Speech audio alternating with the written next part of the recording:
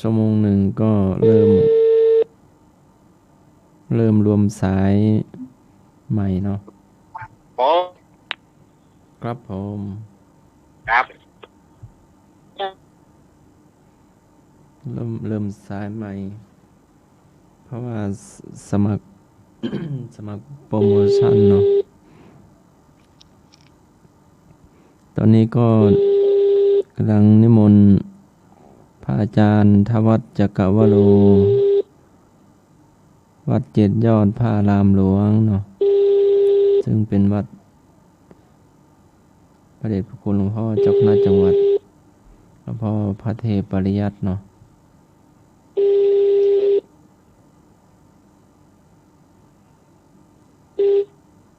คุณได้เข้าสู่ระบบฝากข้อความของหมายเลข089768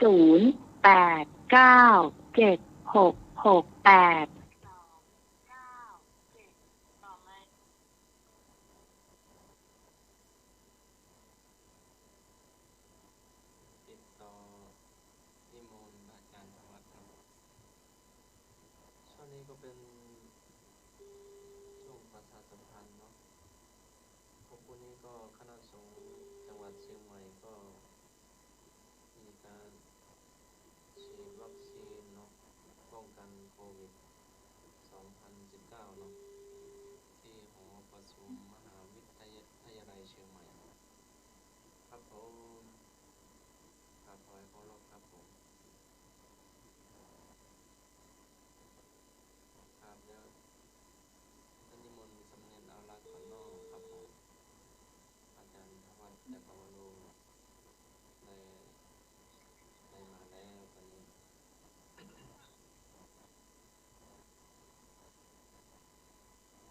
พรุ่งนี้ก็เริ่ม8 โมงเป็นต้นไปเนาะคณะสงฆ์พระภิกษุสงฆ์เนาะที่ได้ลงทะเบียนในการเข้าฉีดวัคซีนเนาะครับผม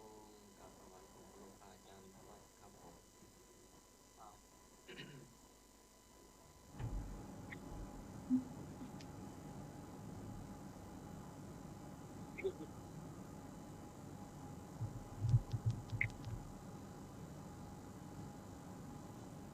ครับนิมนต์ครับผมพระอาจารย์ครับ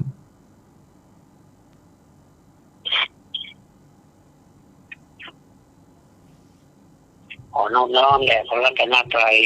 นมัสการท่านพระครูสมุวิศวัตรวรจิตโจผู้อำนวยการสถานีวิทยุวัดป่าหินที่เคารพนมัสการท่านอาจารย์สำนักครับครับผมถวายความเคารพครับสวัสดีสามเณรอารักษ์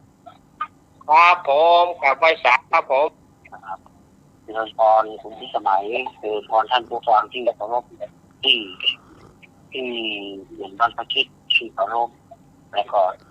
ที่เป็นญาติโยมของเจริญพรทุกท่านแต่ว่านี้บอกให้สบายเนาะก็เลยไลน์มาหาอาจารย์สำนักผมบอกด้วยทีมงานทุกคนก็ไลน์บอกว่าขอลา1 วันคนเดี๋ยวเพิ่งมาบอกรายการจบแล้วก็เดี๋ยวพระอาจารย์เดี๋ยว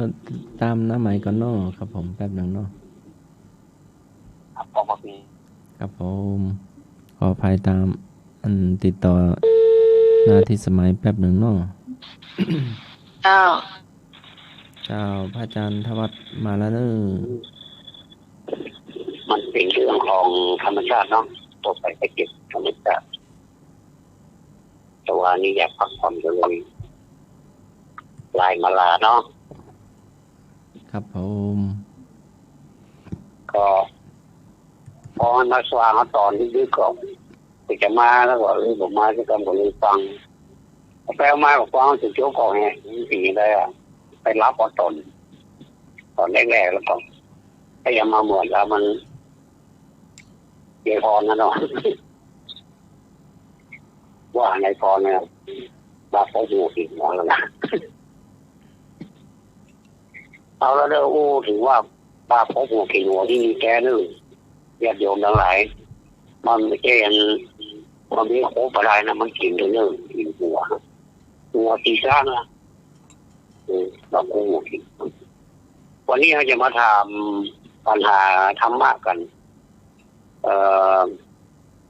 เนี่ยถามเรื่องอย่างนี้ฮะถามเรื่องโอ้ยท้องโยมเมื่อคืนนี้แทบแต่โยมเมื่อคืนแล้วเนาะ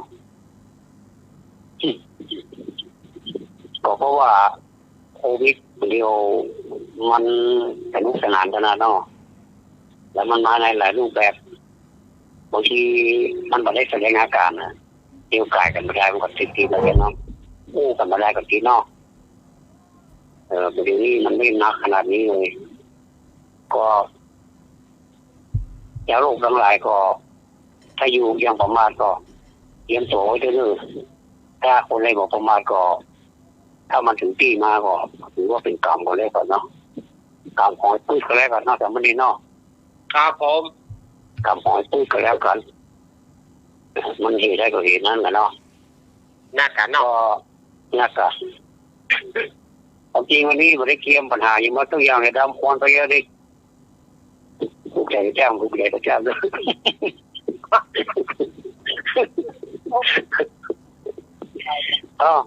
มาแล้วไข้หัวน้อยนะเดี๋ยวว่าถ้าบอกไข้หัวเดี๋ยวว่าไปที่บ้านคนเดียวมันเนาะก็ไข้หัวที่บ้านที่เมืองตัวก็บอกไข้หัวเนาะเราอย่างนี้ก่อนนะเขาจะถามกันแต่ว่าง่ายก็ว่าง่ายแต่ว่ายากก็ว่ายากเด้อท่านผู้ฟังกันวันนี้อย่างรู้เปล่าว่าได้เป็น100 กรัมมูลค่าอย่างที่ยังเอาเป็นว่านึกบอกเสื้อขอจากสมัครที่นึกออกอยู่เบอร์ละอยู่ที่สถานีที่เบอร์ละเอาถามถึงข้อแรกเนอะใครจะพิเศษเนอะเอาถามเลยเนาะปรับเดี๋ยวผมจะถึงข้อที่ 2นะครับครับผม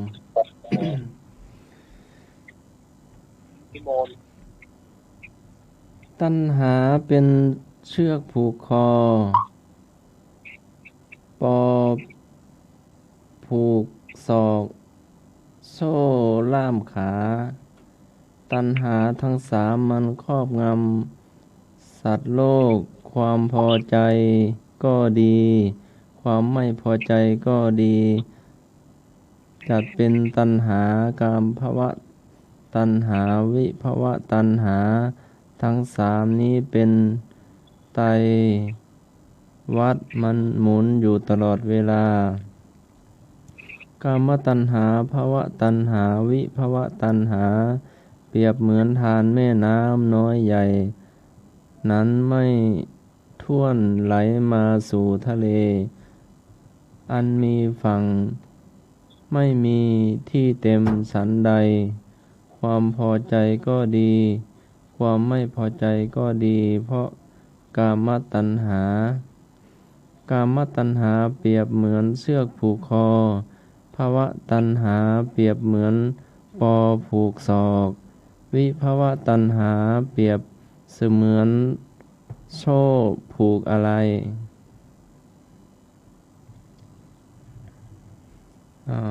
ตอบมาได้เลยเป็นคำสอนประวัติหลวงปู่แหวนเนาะสุจินโนสายปฏิบัติเนาะสายหลวงพ่อ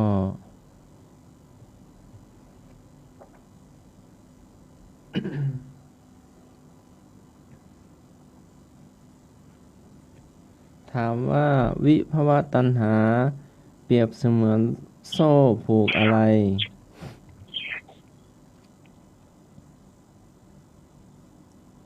เป็นตอบคำเดียวเนาะสั้นๆ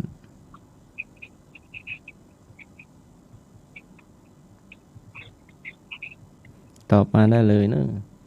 0532260058ผูกคอก่อน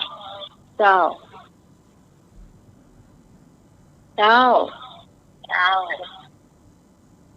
ปัญหาต้องผูกคอเจ้าของห่วงผูกคอเจ้าแม่สันติบเนาะเจ้าห่วงผูกคอก ามตัณหาเปรียบเหมือนเชือกผูกคอ ภวตัณหาเปรียบเสมือนปอผูกศอก วิภวตัณหาเปรียบเสมือนโซ่ผูกอะไรจุดผูกขา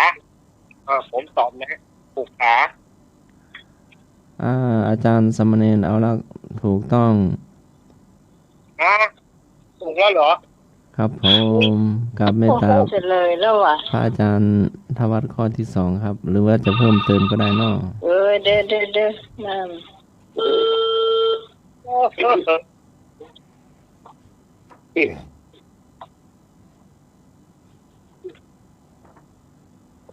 ไปประท้วงอ่ะ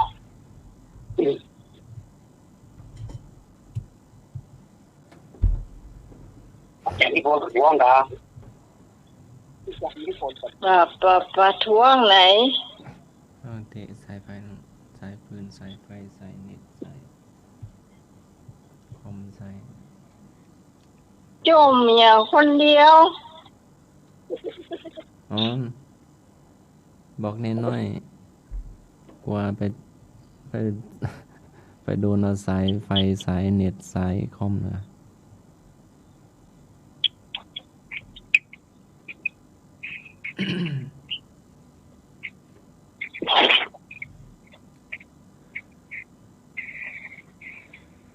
ท่านว่าถามข้อสองเลย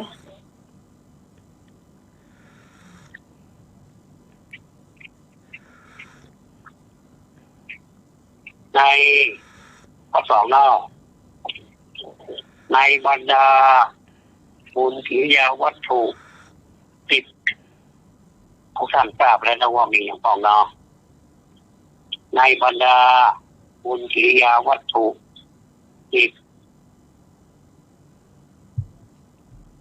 มีทานมีศีลมีภาวนาเหล่านี้เป็นต้นอยากถามว่าข้อใดมีความสำคัญที่สุดในบุญกิริยาวัตถุนั้นอยากถามว่าข้อใดมีความสำคัญที่สุดในบุญกิริยาวัตถุนั้นก็ศีลทานภาวนาและก็ทิฏฐุยุกรรม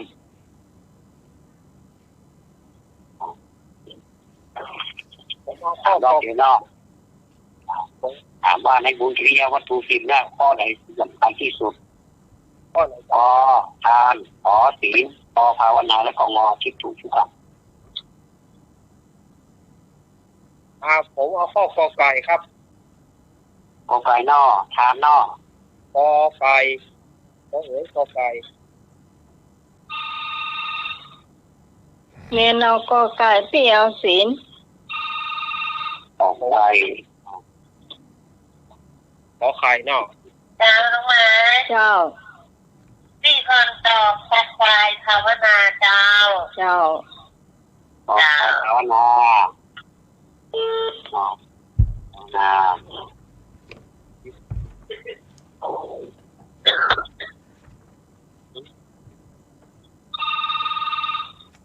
นี่สำหรับคนที่คนอ่านผู้บอกที่จะรู้เนาะศีลเจ้าศีลเนาะให้สันตินะเจ้าสันติแม่จันทิพย์เกตการามเจ้ามาเจ้าแม่แล้วไม่สมไว้แต่ท่านจะมาเจ้าเจริญพรท่านทวัดหลวงเจ้าเจริญพรทำเน้นรอดหลวงเจ้าเอาเจริญพรเจ้าท่านนิพนธ์หลวงเจ้าสวัสดีน้องหมายหลวงเจ้าสวัสดีแม่ใส่เกียรติทุกคนคุณเจ้าที่ไม่เอาศีลเนาะ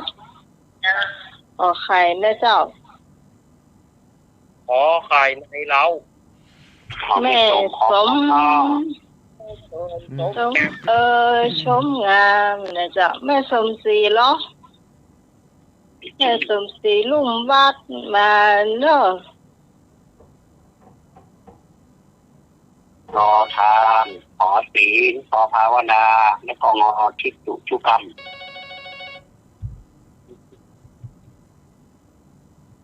เจ้า ฉันเอาไหม แม่นวล เดี๋ยวนึงก็เอาสิ่งไปน้องไหมเลย เจ้าแม่นวล แล้ว แม่แดงแม่โบเขียวเนื้อเจ้าแม่โบเขียวแม่ห้อยเงินเนื้อแม่รัตนาเจ้า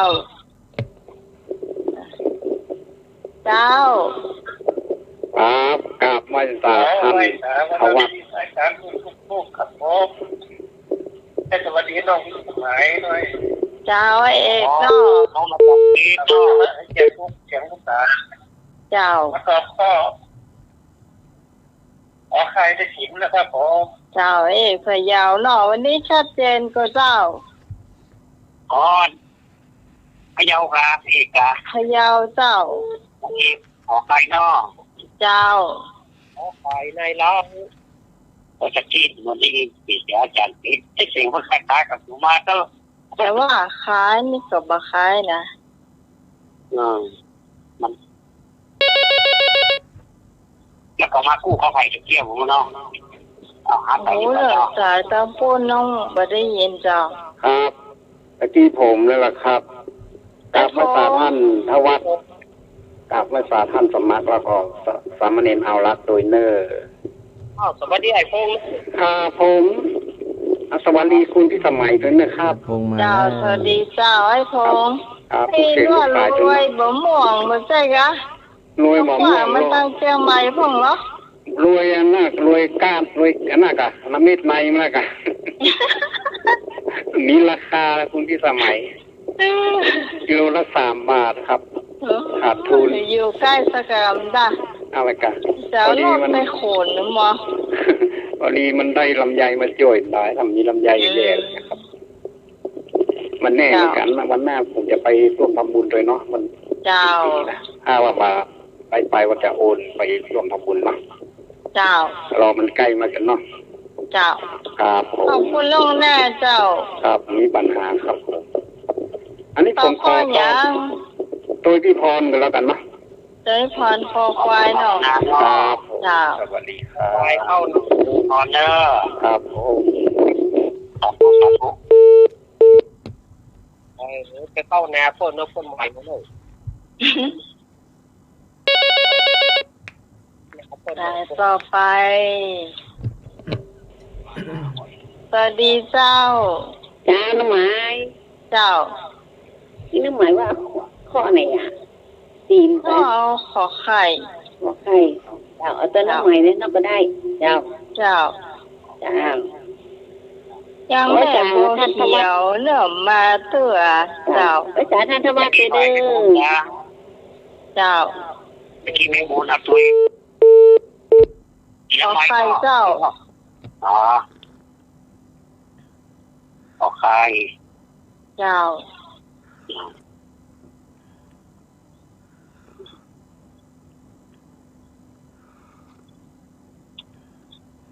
ความจริงอยู่สายเดียวกันนี่น่าจะได้ยินชัดเจนนะ แม่ปูนกอตะกี้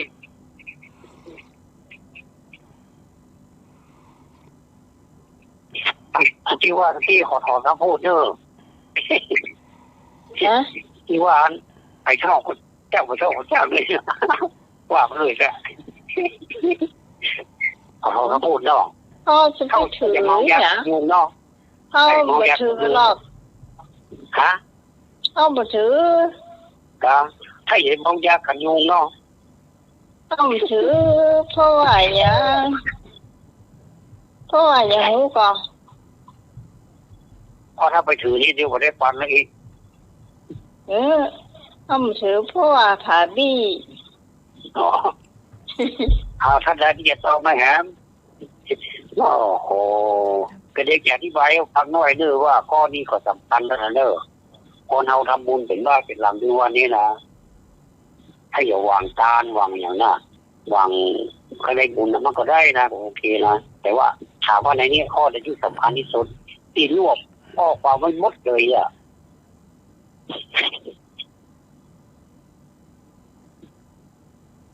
ก็ดีแค่เนาะเอาละบอกเนาะพวกมือเสียนาฬิกาเนาะจะได้เฉลยแล้วเนอะ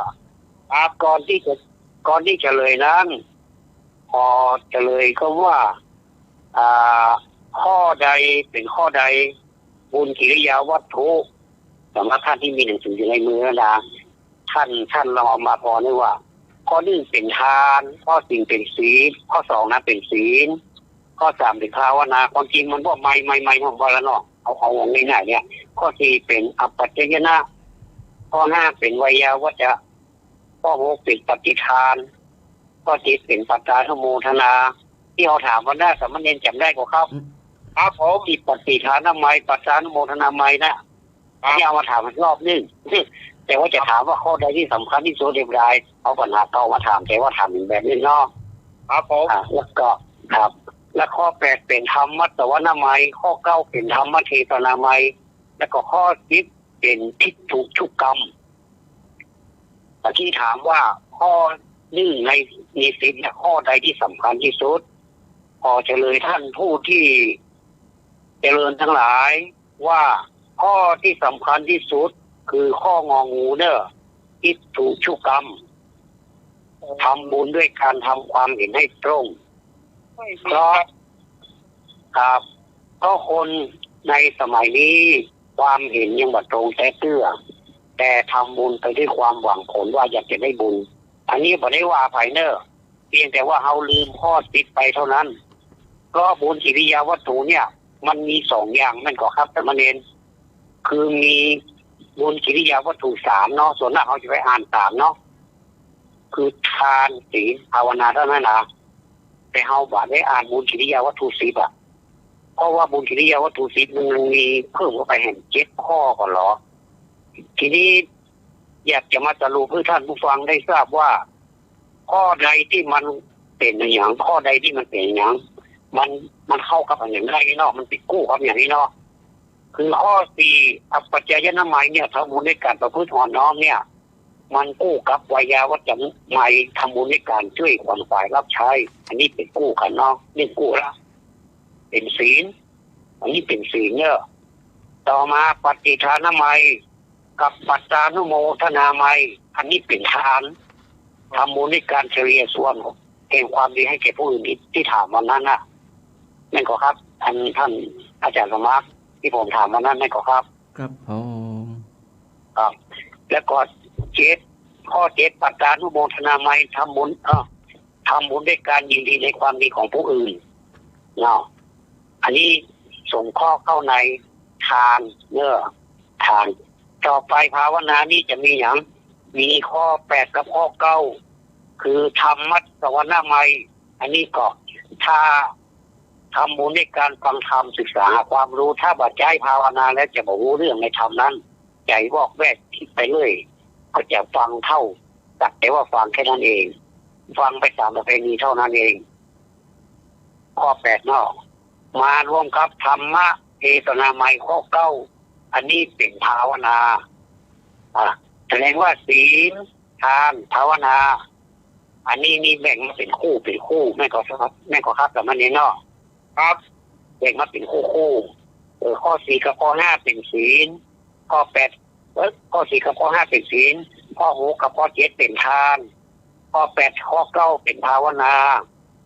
ส่วนข้อ10ล่ะไปไว้ไหนข้อ10รวบหมดเลยรวบทั้งทานศีลภาวนาอยู่ในข้อ10นี้หมดเลยเพราะฉะนั้นอันใดที่นักที่สุดทิฏฐุชุกกรรมนั่นก็เพราะว่าเขาจะทำเนี่ยเขาจะต้องทำความเห็นในตัวก่อนถึงจะทำเอาไปทานแล้วก็ต้องทำความเห็นในตัวว่าทานทำไมรักษาศีลทำไมมันได้อะไรและรักษาศีลถ้าพิษการรักษาสมทานบ่ได้เอาโก้หรือว่าไปทำประเพณีบ่ได้หาได้มีประโยชน์ไม่ว่าไปสมทานดีกว่านั่นก็ขอโทษเลยเด้อวันนี้รู้สึกจะดูเดือดตัวเหนื่อยใส่อารมณ์นะหมดใจอันนี้อยากถึงเอาหูกับแพ้มาพีทเอาละเนาะ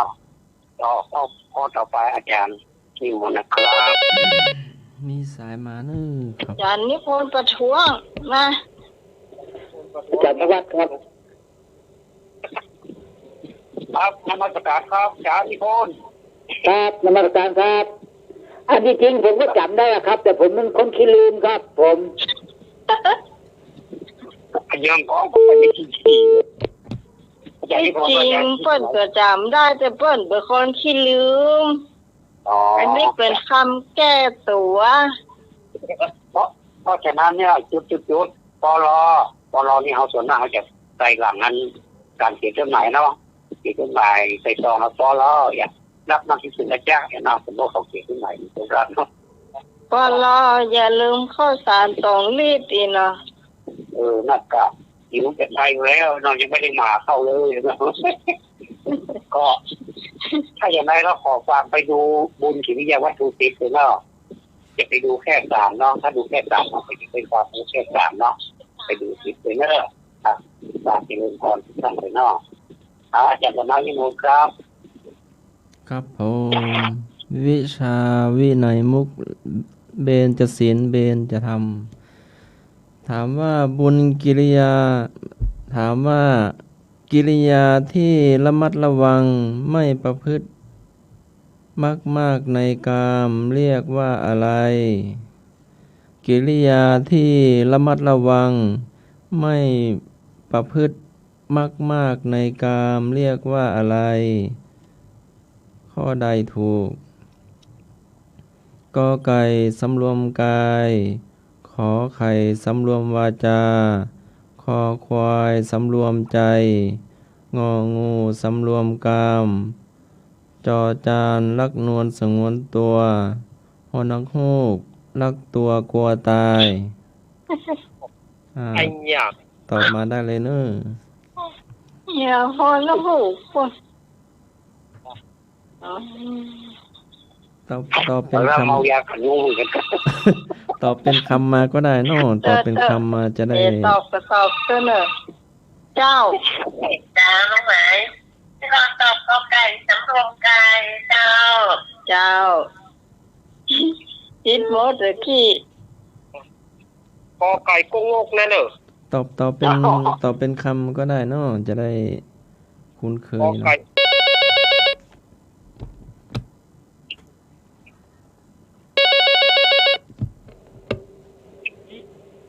เจ้า อาจารย์สมัครขอตั้งคำถามนักวันเลย ทวนคำถามเนอะครับผมวิชาเบญจศีลเบญจธรรม ไม่ต้องบอกวิชาก็ได้อะ ถามว่ากิริยาที่ระมัดระวังไม่ประพฤติมากในกามเรียกว่าอะไรกิริยาที่ระมัดระวังไม่ประพฤติมากในกามเรียกว่าอะไรก็สำรวมกายขอสำรวมวาจาคอสำรวมใจงอสำรวมกามจอสำรวมรักนวลสงวนตัวหัวนกฮูกรักตัวกลัวตาย โอ้ยังมาลืมจะได้เอาต้องโอ้แก่โอ้เก่งอยู่เลยครับ อย่างเจอะเจ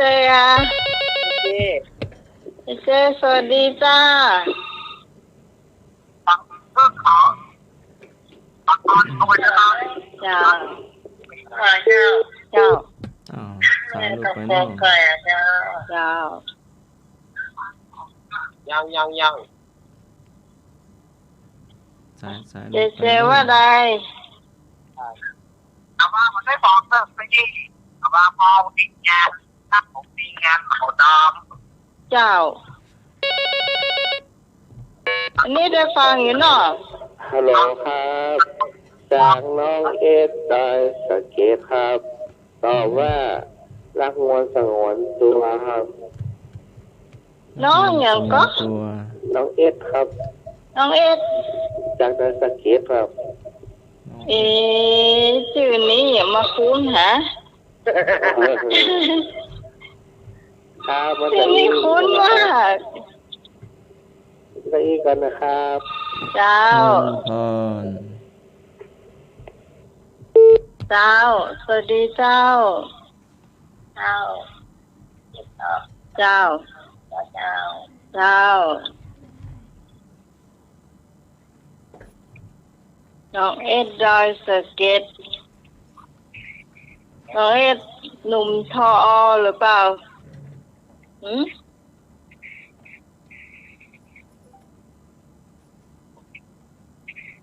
ใช่คนเดียวหรือเปล่า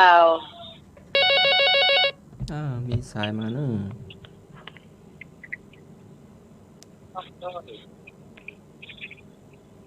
ฮัลโหลเจ้าเอาจอจานเด้อท่านสมาร์ท จอจานเนาะแม่สมศรีแม่สมศรีเจ้าเจ้าสวัสดีเจ้ากำลังเห็นจากสมัครปัญหาถูกใจแล้ววันนี้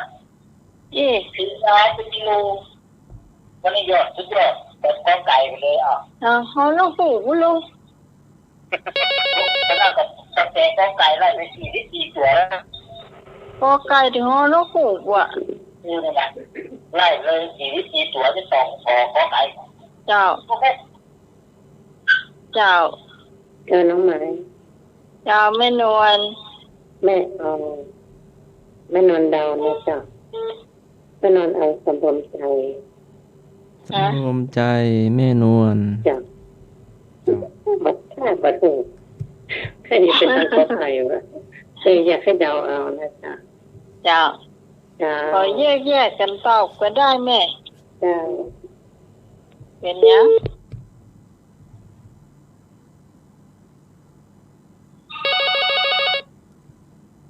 กำเพงเนาะเจ้าเปิดแล้วเลยแม่จันดีโอ้รับจะเป็นตื่นรับละตื่นละครับรับได้ตื่นเลยเนาะเดี๋ยวนะคะยายพรนำเดี๋ยวนะยายพรบอกมาเพื่อเจ้าพ่อไหนเจ้าไก่น่าจะไก่เนาะเจ้ายายพรยายพรน้องวัวแดงสัตว์กระเปงเชียงใหม่ยายพรเนี่ยผมมาเลยยายพรครับผมเอาข้อไข่เนอเจ้ายายพรมันกำลังขอเพลงดีเจมิกสันอยู่เป็นมาสเตอร์โอ้มันรับนอนป่ะเป็นขอเพลงเก่งเลยจ้าดีเจมิกสันครับผมตอบข้อไข่เนอเจ้าครับเอาไข่ในเล้าขอขวดของเราขอไข่ก่อนมาขวดปุ้งกะขวดอยู่เตี้ยนึงสวัสดีเจ้าพร้อมกันเนาะเจ้าไหมแม่เอางูแม่บุญเจ้าแต่เพิ่งเพลเราเจ้าแม่บุญเจ้าขี้เสียงใครมาจากสะเก็ดน้องเอ็ดน้องอะไรนะน้องเอ็ดเจ้ารู้สึกเสียงเคยได้ยินจากไหนลองเลยมาตามลมน่ะ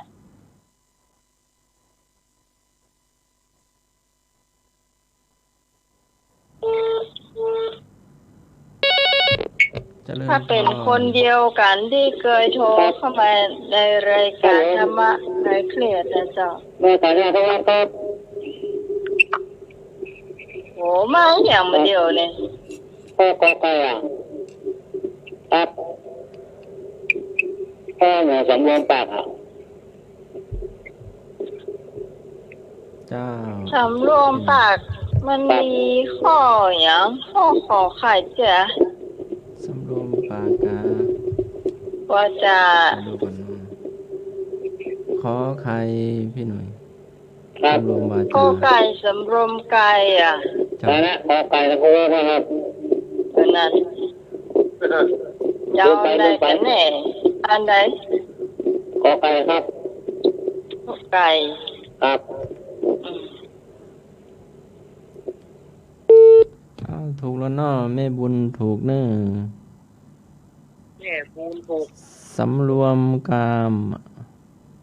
พระอาจารย์ธวัฒน์จะเพิ่มเติมได้เนาะครับผม สำรวมกามขา ครับผมกิริยาที่ระมัดระวังไม่ประพฤติมากในกามเรียกว่าอะไรตอบสำรวมกามอะครับ ครับผมก็ผมขอให้อ่านนะครับมันระหว่างสำรวมกายกับสำรวมกามนี่มันก้ำกึ่งมันควบกันเนาะบางทีสำรวมกายนี่มันก็ทำเนี่ยมันก็เกี่ยวกับกายเนาะ ครับผมเมตตาเพิ่ม ผ เติ ม ม จะ นะ เข้าใจว่าสำรวมกายเป็นข้อที่ถูกต้องแต่ว่าสำรวมกามนี่มันถูกต้องที่สุดนะเนาะก็เป็นข้อสำรวมกามมันเนาะครับผมต่อไปได้อยู่ดิ ได้อยู่เห็นข้อเก่าเนาะ ในเนาะในข้อนี่อันนี้ถึงข้อของโจจานเขาชื่อ โอ้ อันนั้นภาษาทารูปนะอันนี้นี่ท่านมาได้ถามหนึ่งภาษาทารูปคือรูปที่เป็นประสาทสำหรับรับอารมณ์ทราบแล้วมิสลิพูดทราบแล้วนะเพิ่งมาถามนะมันก็เอาตอบในสนามหลวงไม่ใช่ว่าอย่าตอบทั้งคำอ่ะภาษาทารูปที่เป็นประสาทสำหรับรับอารมณ์ทราบแล้วแต่อยากทราบว่าคำว่าลิ้นภาษาบาลีเรียกว่าอะไรตอบง่ายๆเนาะก็จักขุขอโสตะคอคานะงอชิวหาจอกายะงอตัทะ ชิวหา เลยอาจจะตอบข้อไหนก็มีดูชอที่ก็เนอดูเอางองูใจกล้านะเนองูใจกล้า หมายตอบชิวหาเจ้าง องูใจกล้าชิวหาแล้วเนาะงองูใจกล้า เจ้า เข้าไหม เจ้า คำตอบงองูชิวหาเจ้า เจ้า น้องโอเค เคก็เคก็โอ้ย มีสายมาเนอะมีสายมาเนอะ 053-120-5250เจ้ามาเห็น จะ ละ เอามาแล้วสายที่ให้ส่ง เจ้าแม่นอนจะเอาชิวหามันน้องใหม่นั่นนะจ้ะ ชิวหาแม่นวลก็ จ้ะ ชิว นอ หาน หันท่านสมัครตะกี้เข้าไปโดนในเฟซกำลังดื่มกาแฟอยู่คนเดียวอยู่รูปเดียวเจ้าดีเจ้า เจ้าไม่นวลเนาะ งอตะข้อไหน เอาข้อเป็นน้องใหม่อ่ะเจ้าชิวหาไป สวัสดีเจ้า เจ้าดี สวัสดีครับผม เจ้า แน่นอนเขาชิวหาเนี่ยนะ ชั่ว มันเป็นคาถาสาริกาดินทองนะชิวหา เจ้าเจ้าหมอปลาไปเต่ารับรอง แน่นอนคาถาสาริกาดินทอง เจ้า สาริกาลิมทอง น้อยพะเยาเนาะ โอ้เป็นกระเป๋าเนี่ย มีสายมาเนอะ คนที่ผมชอบอ่ะ เอกพะเยา เจ้า เจ้า เจ้าเอาตัวน้องใหม่เด้อ เจ้าเข้านี่มาเต่าแน่ จ้า เจ้า แม่ปู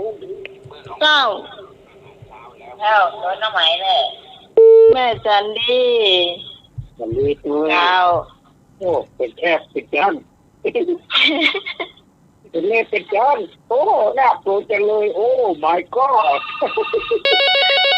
สวัสดีเจ้า สวัสดีเจ้าไปหวยเนาะ ฮะ ไปหวย ไม่พลอย คนนั้นแบบนี้ไม่ น่ากะ นี่ก็คอมาตรการ นี่พอค่อยหน่อย เจ้าท่านขโมยวิทวัฒน์นองแล้วก็ท่านทวัฒน์นอง เจริญพรเนาะ เจริญพรเนาะ สมัครนอง เจริญพรเนาะแม่ นิพนธ์นะเจ้าแล้วก็ ไปอย่างเร็วเลย น้องพันธรักษ์เหรอครับล่ะ เจ้า ใน แล้วก็พี่หนานปะยูเจ้าน้องไหมเจ้าแล้วก็พี่น้องพม่าไทยเสียทุกคนเลยเจ้ากับไปสาก่อนเข้าพรรษาเนาะเจ้าโอ้เป็นอย่างนั้นบ้านน้ำท่วมเลยผู้เคยได้มาโทรมาเนาะอ๋อเจ้า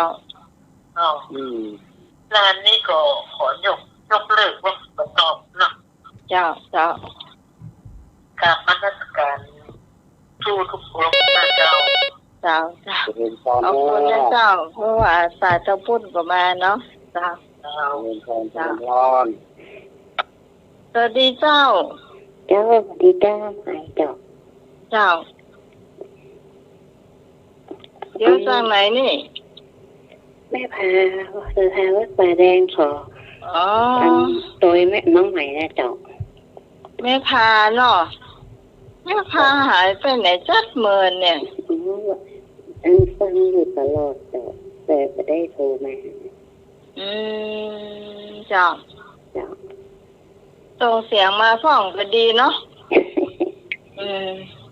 เอาแต่ที่หัวฟังอยู่เจ้าเนาะฟังตลอดเลยเจ้าขอบคุณด้วยเจ้าแม่พาเจ้าสวัสดีเจ้า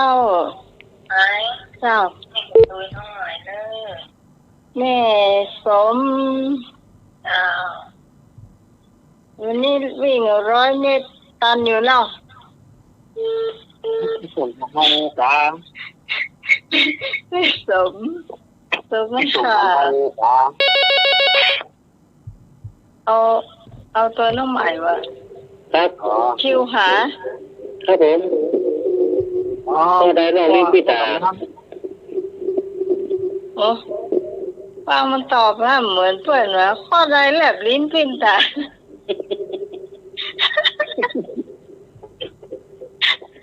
ตาดูหน้าหัวตอบเนี่ยตอบยี่หน้าหัวอย่าโดดเลย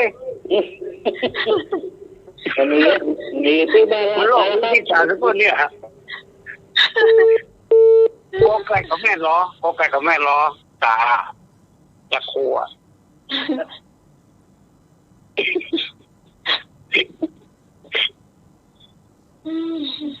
ต้องลิ้นพิจารณาเอาไปยัง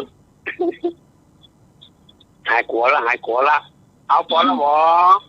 ญาติโยมทั้งหลายจะเลยแล้วเด้อแม่เข็มอยู่เจ้าสวัสดีเจ้าเจ้าต้องเป็นไม้เจ้าน้ำมันน้ำขาวครับผมน้ำมันไปไหนครับผมอยู่เนี่ยเจ้าน มัสการครับผมนมัสการครับอาจารย์ปิดเนาะนมัสการนะครับผมอาจารย์ปิดครับอาจารย์นะท่านทวัฒน์อยู่เจ้า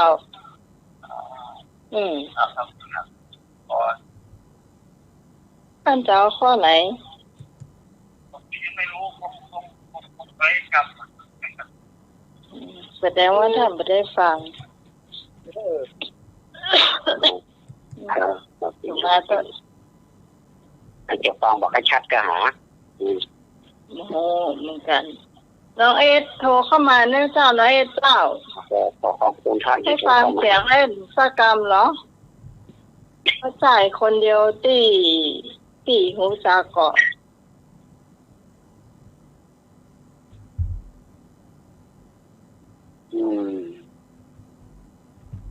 เอาลูกน้อง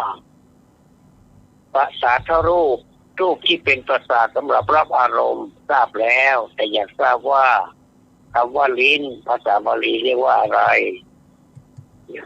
จักขุผ่านไปโสตผ่านไปขาหน้าผ่านไปจักขุก็ตาเนาะโสตก็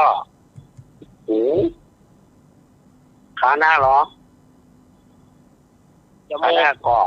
จมูกชิวหาก็ลิ้นอ้าว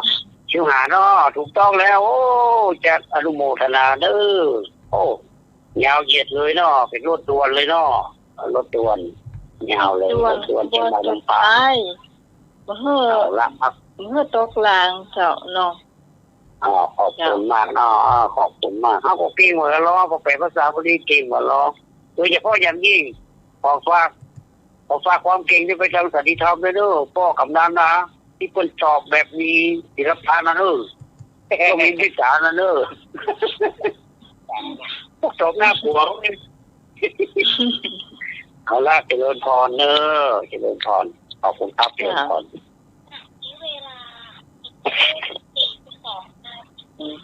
มีทุ่ม42นะเจ้าต่อไปจะเป็นช่วงของสามเณรรักนะเจ้ามาเล่านิทานเจ้าวันนี้อาจจะดึกไปหน่อยแล้วเป็นอย่างเนาะเจ้าดึกก็บอกว่ากันไหนเปิดให้อยู่รอบดึกแล้วลูกเปิดให้อยู่รอบดึกเดี๋ยวก่อนแป๊บหนึ่งเจ้าเจ้าจบแล้วคิดเป็นคนเธอตอบยังบ่ตอบวันนี้ทัศนาที่กี่ข้อสำหรับเลยพ่อกล้ามัน4 ทุ่ม 42แล้วขยายเวลาไปทีนึงมาได้ดูตัวอ่ะหมดจบข่าวเดี๋ยวหาอาจารย์มีรู้ว่าก่อน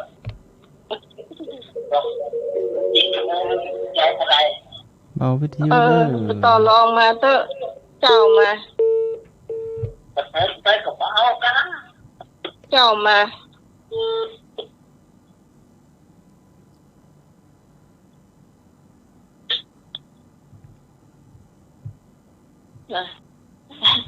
สามเณรเล่าเลยเอาละสถาญาติโยมทั้งหลายวันนี้ก็มาถึงช่วงของการเล่านิทานขอบคุณที่สมัยผู้ดำเนินรายการแล้วก็ขอบคุณทีมงานธรรมะคลายเครียดที่ให้เวลาอาตมาภาพได้มาเล่านิทานเพื่อสถาญาติโยมทั้งหลายฟังนิทานวันที่อาตมาก็จะได้นำเอาเป็นนิทานแบบเรียกว่าเป็นนิทานอาจจะเป็นชาดกก็ได้หรือว่าจะเป็นนิทานพื้นบ้านก็ได้ที่อาตมาจะเอามาเล่าบางคนก็ขอนิทานพื้นบ้านบางคนก็ขอนิทานชาดกบางคนก็ขอนิทานจากหนังสือเนี่ยหนังสือเรียนก็มีบางทีก็ขอเรื่องสั้นบางทีก็ขอเรื่องยาวอาตมาก็ฮับไว้นี่นะบางคนก็ขอเรื่องสั้นบ้างบางคนก็ขอเรื่องยาวว่าเป็นยังเดี๋ยวขวดจะสั่นปันส่วน จะสั่นปันส่วนไปแต่ในช่วง3 สัปดาห์ที่อาตมาไม่ได้เจอสถาญาติโยมก็คือเสาร์หน้าอาทิตย์หน้านะคือเสาร์4กับเสาร์5กรกฎาคม31กรกฎาคม1สิงหาแล้วก็7-8สิงหาที่อาตมาจะมาได้ปะสถาญาติโยมเพราะว่ามันเป็นช่วงเข้าพรรษาแล้วก็มันเป็นช่วงวันพระสวยอาตมาก็ไม่ได้มาปะสถาญาติโยมแต่ปะกันแน่นอน14-15ไปต้นไปเนาะ14-15สิงหาไปต้นไปอันนี้อาตมาแน่นอนไม่ละไม่ฟังสถาญาติโยมไป14-15สิงหาอาตมาแน่นอนมาละสถาญาติโยมวันนี้อาตมาจะเอานิทานจากหนังสือเรียนภาษาไทยป .4 ป .4 นี่จะเป็นเล่ม5ก็อาตมาบอกมั่นใจละเรื่องกระต่ายน้อยพอที่อาตมาก็เอาไปเล่าที่98เสื้อละแต่สถาญาติโยมตั้ง104เปิ้นก็ได้ฟังเพราะว่าอาตมาเอาเล่าเมื่อวานอาตมาก็ได้เอาเล่าเมื่อคืนเรื่องกระต่ายน้อยก็มีว่าจะได้โอ้ละกระต่ายจมยังมีป่าแห่งหนึ่ง ป่าแห่งนี้มีสารสัตว์ทั้งหลายบอกว่าสัตว์น้อยสัตว์ใหญ่ต่างอยู่กันแบบมีความสุขความเจริญแต่ในแคบป่านั้นก็มีกระต่ายขาวบ้านเขาว่ากระต่ายเผือกเนี่ยนะกระต่ายขาวตัวนึงมีลูกน้อยกำลังไว้หน้าฮักกระต่ายนี้มีลูกตัวเดียวกำลังไว้หน้าฮักหน้าจังทีเดียวก็แม่ก็เลี้ยงมาบอกให้ไปทางใดละเพราะหัวสัตว์ทั้งหลายจะเอาไปกินมีอยู่วันหนึ่งกระต่ายน้อยก็อยากรู้สึกว่าอยู่ในป่าก็เบื่ออยากจะไปเที่ยวแถบอื่นห้องก็ขอกับแม่ว่าแม่ลูกขอไปเที่ยวทางแถบปูนได้ก่อนแม่ก็บอกว่าลูกจะไปอย่างทางปูนเนี่ยสายทางปูนเนี่ยมันไปบ่ได้เพราะว่าสารสัตว์ทั้งหลายมันนักแต่ว่าจะเป็นเสือสิงกระทิงแรดเขาจะเอาลูกไปกินก็ต้องไปละแต่กระต่ายน้อยก็ขอแม่บอกว่าโอ้แม่ถ้าว่าหนูจะได้ไปนี่นะ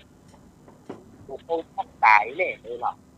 ขอให้หนูไปแต่ถ้าไม่ได้ไปวันนี้หนูจึงจะตายวันนี้โอ้พ่อยังพ่อยัง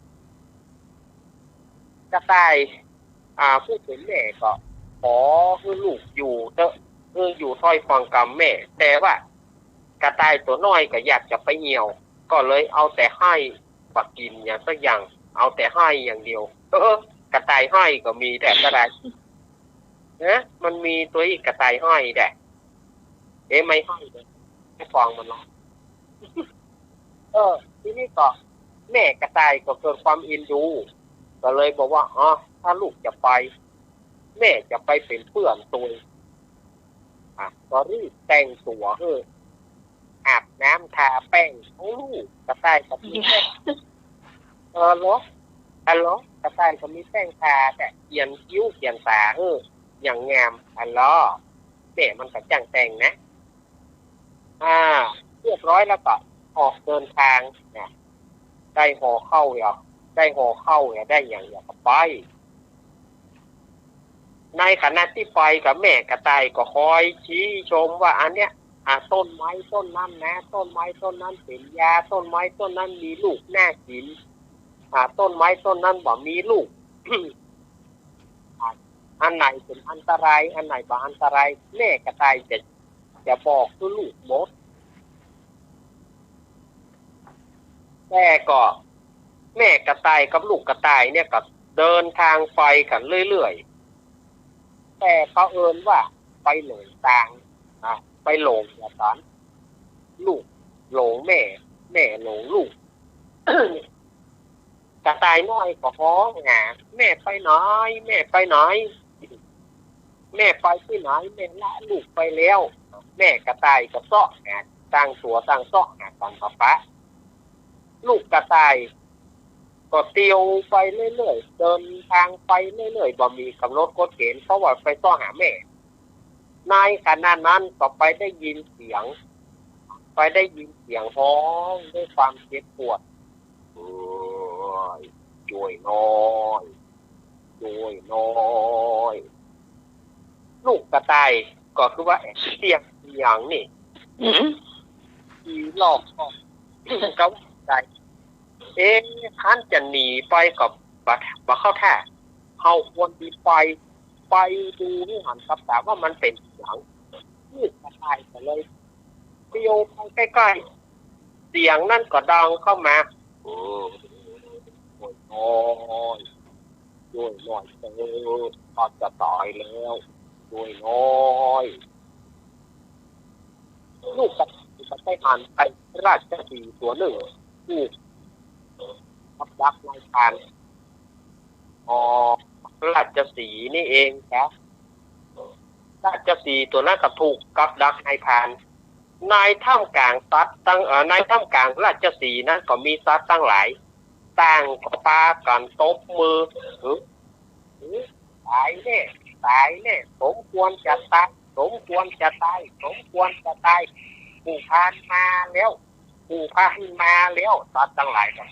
ลากับเฮ้ยนะลากับเฮ้ยราชสีห์เนี่ยผู้พานมาแล้วพานมาแล้วโอ้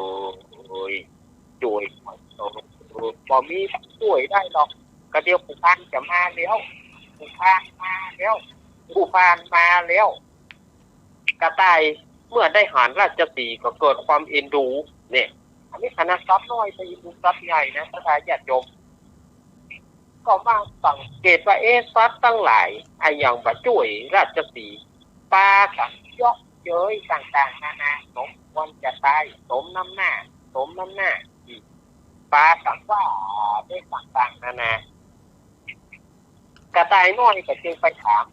เดี๋ยวก่อนท่านตั้งหลายเนี่ยอย่างถึงต้องเยาะเย้ยยาเยาะเย้ยเจ้าป่าถึงขนาดนั้นไปเย้ยเจ้าป่าที่อย่างไปช่วยเจ้าป่าโอ้ยช่วยได้จะได้ล่ะมันย่ำดีหมู่เฮามันฆ่าหมู่เฮาไปเท่าใดมันย่ำดีมันดูถูกดูหมิ่นหมู่เฮาสมควรตายสมควรตายปู่พานมาแล้วปู่พานมาแล้วช่วยหน่อยนี่อาจจะสีนี่จะตายจะกล้าอินก็ทีนี้ก็เจ้ากระต่ายก็เลยถามทรัพย์ทั้งหลายว่า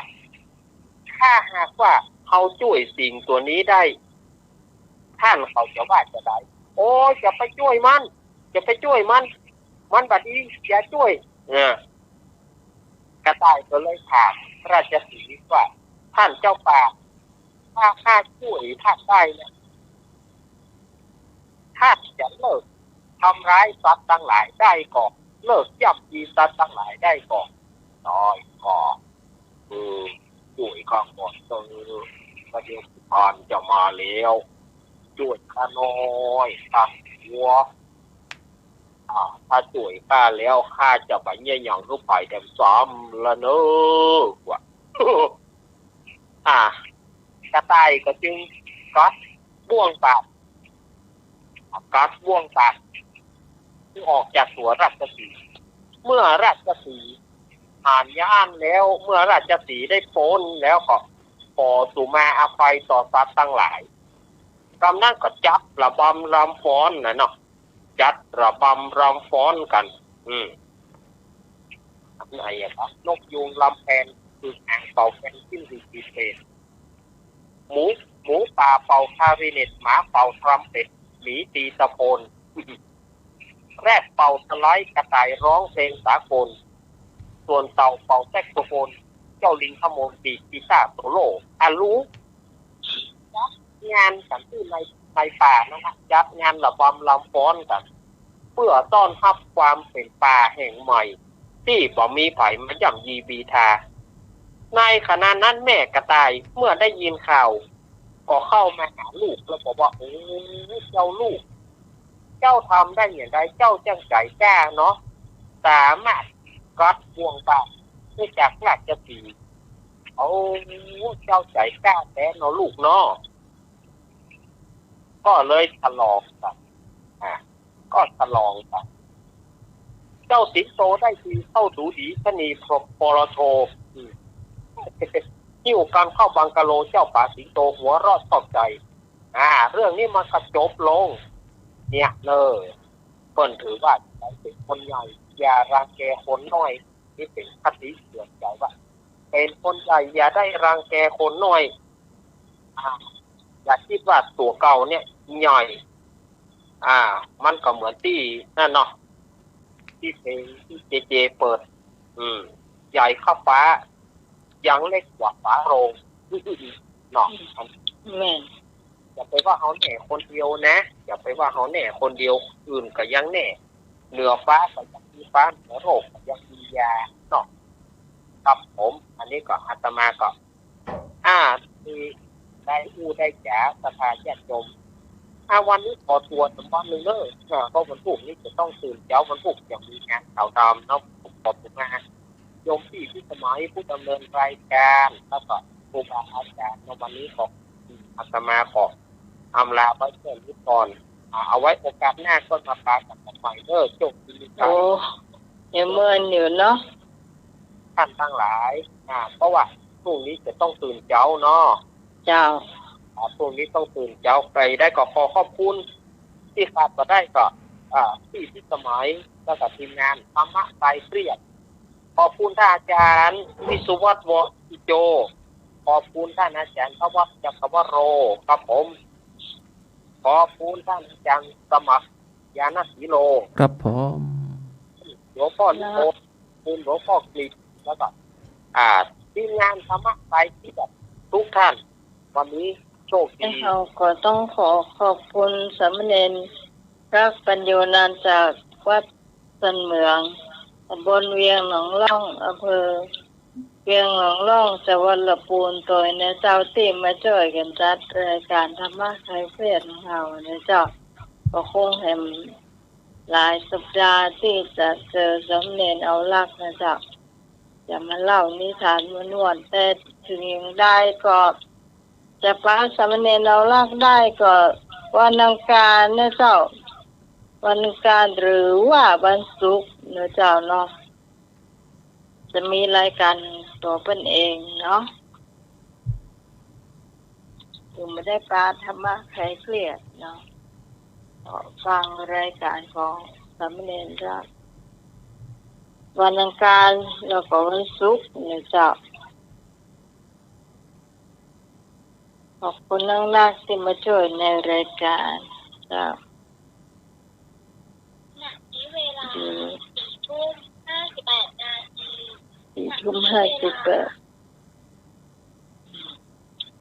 จะวางสายคนก็ได้สมัครเจ้า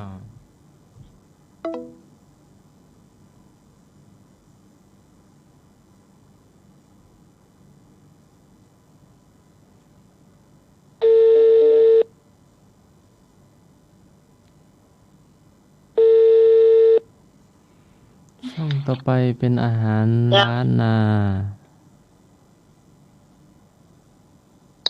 จะอาหารวันนี้มันติดแล้วเจ้าอาหารจะโยกยอดไปเสาร์หน้า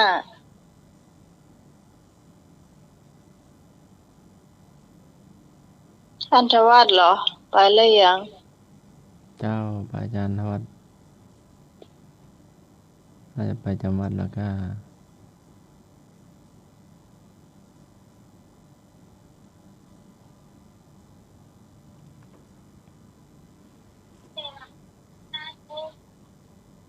เจ้าคุณผู้ฟังช่วงนี้ก็ประชาสัมพันธ์ให้หนึ่งเจ้าวันที่9 เดือนมกราคมในเจ้าวันอาทิตย์นะเจ้าถ้าบ่มีอย่างเปลี่ยนแปลงเราก็จะทอดผ้าป่ากันนะเจ้าแล้วก็ทำบุญสถานีนะเจ้าเนาะเป็นวันอาทิตย์เดือนมกราคม2565นะเจ้าถ้าโรคโควิดมันสร้างซาไปก็จะทำบุญสถานีกันนะเจ้าอันนี้ก็คอยดูเหตุการณ์ไปเห็นว่าหลายเดือนอยู่นะเจ้าคุณผู้ฟังก็เก็บสตางค์เอาไว้กันแล้วกันเนาะ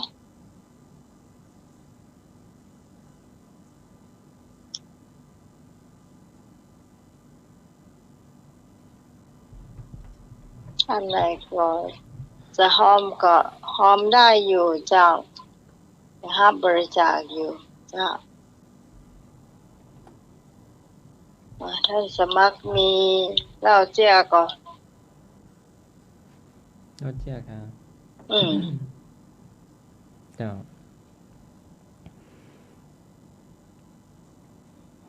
ก็วันนี้ศรัทธาวัดฝาหินก็มาช่วยมาเพียววัดเนาะ เราสมณเณรตัวเนาะพระอาจารย์ตัวเรามาสุนัขก็ดีใจก็มาตัวเนาะเจ้าจบ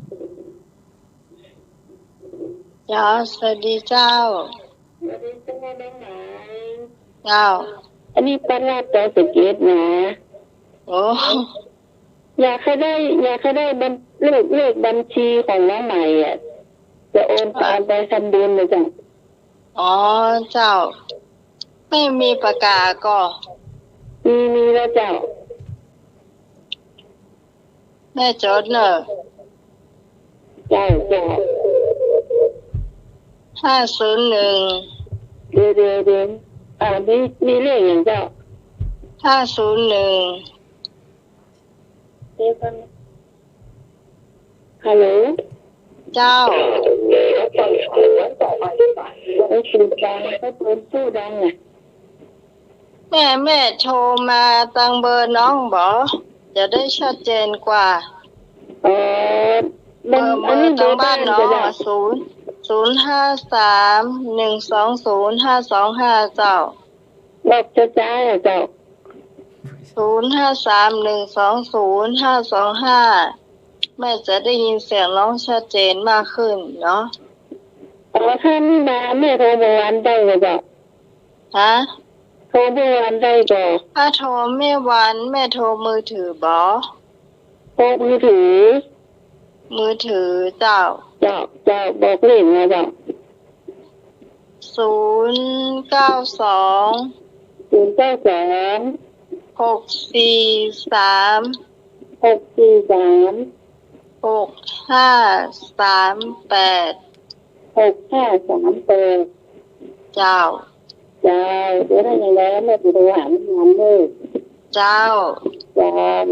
ขอบคุณค่ะเจ้าเป็นผู้ฟังจะหอมจะได้ก็ได้นะเจ้าถ้าบัตรสะดวกก็โอนเข้ามานะเจ้า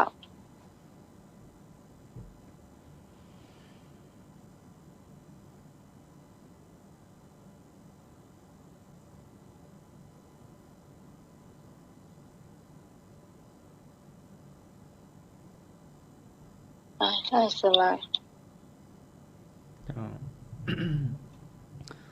ก็ศรัทธาพระสงฆ์สามเณรก็ช่วยกันเพียวเนาะเพียววัดเจ้าใบไม้กิ่งไม้ปลาโคเนาะก็ถวายเพลเนาะถวายเพลตัวถวายน้ำปนะตัวทั้งเป็นหญ้าเป็นปลาโคเป็นนี่เนาะทั้งซุ้มทั้งลานวัดเนาะก็กดไปเรียบร้อยก่อนเจ้าก็อบอุ่นดีเนาะสามัคคีกันนำสุขมาให้เนาะก็กดไปกดมาฝนตกก้อนแรงนี่บาดปะตกนะโมโหเหมือนกันนะแต่บ้านปีทุกวันน่าจะปะตกอ่ะ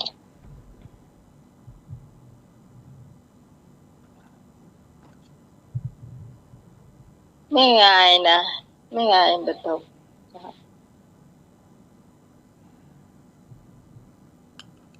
ให้หน่วยมีก่อนเจ้ามาแบ่งกันเราเจ้าเนื้อเนาะวันนี้กรรมมาเก่าเนอะเอาไปเล่าเจ้าให้ละให้กรรมมาเก่าเจ้าข้ามแน่ๆข้ามกรรมมาเก่าครับผมเจ้าโอ้ครับโอ้ครับถุงสตางค์โหครับ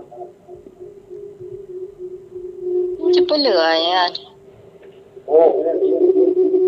หน่อยว่าวิทยุเนาะ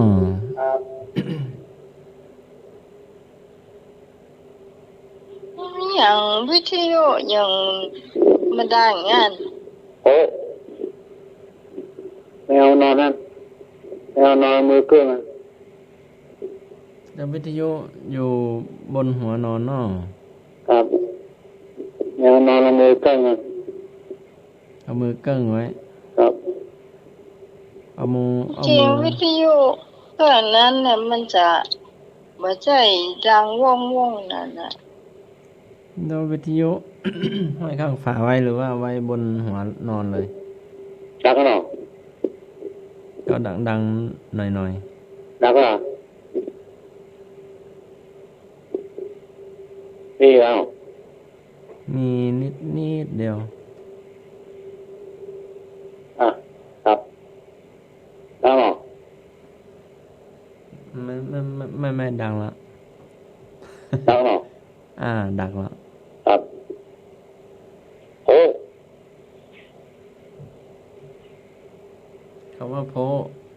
ครับท่านสมัครเมาโพ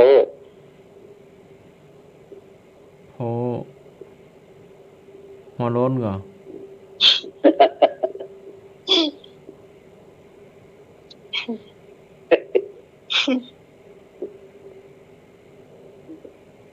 โพครับไม่เคยได้ยินเนาะคำโบราณแต่มาช่วยกันตอบเนอะว่างอยู่สายหนึ่งเนาะ0538100406คนลองกดดูเหรอได้ก็สายน่ะ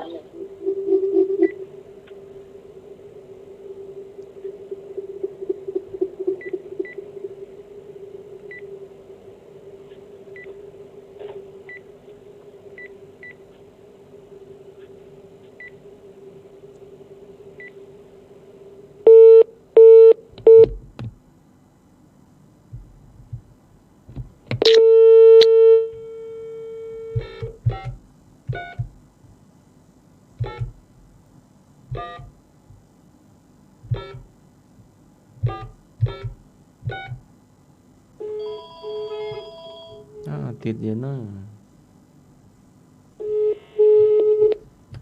ทดสอบติดอยู่เนอะติดอยู่เนอะ05381040060532260058เนาะคำว่าโพเนาะกำเมืองกำบ่เก่าเนาะไม่สมสมไม่ค่ะเก่งกรรมเก่าเจ้ามาเฉลยคำนี้เลยเจ้าโพ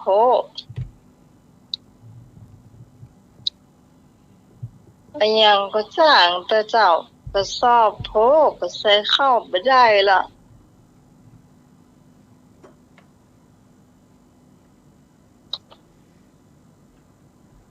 เกียดโพ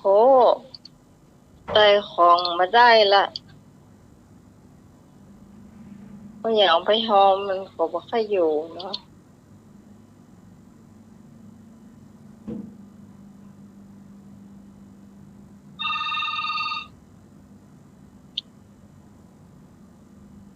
เอาโอ้เขาหัวอันเดียวกันนะเจ้าก็น่าจะเป็นอันเดียวกันเนาะเจ้าโพนี่มันอาจจะใหญ่กว่าหน่อยเนาะถ้าหัวเนี่ยอาจจะน้อยเดียวเป็นหูน้อยเดียวโพนี่มันอาจจะใช้กับน้ำที่เป็นเกิดเอาไว้โพไปเหี่ยเอาบางเอาไว้จะดีอย่างน้ำเหมืองเนาะเขาจะเอาเข้านายเนาะเอาโพไปเหี่ยเจ้าได้เข้าสกรรมเจ้าไม่สมร่างรับไปแล้วก็เจ้า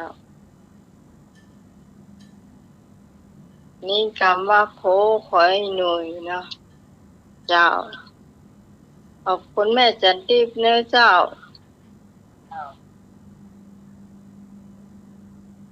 ไม่แดงถ้าบรับมาเนอะเจ้าไม่แดง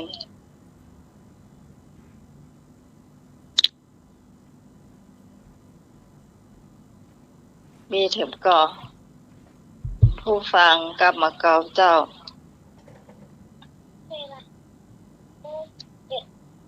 กันตั้งฟากปากตั้งเข้าอย่าง ก้นตั้งฟากปากตั้งเข้าไม่เคยอย่างเดียวหมายถึงรีบร้อนเห็นแก่กินจนเกินไปไม่มีมารยาทในการทานอาหารหรือเวลาทำงานไม่ช่วยทำถึงตอนทานรีบมาพอก้นแตะพื้นฟากแป๊บนำอาหารเข้าปากทันทีเจ้า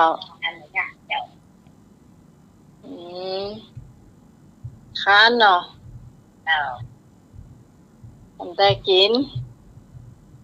เดียวการงาน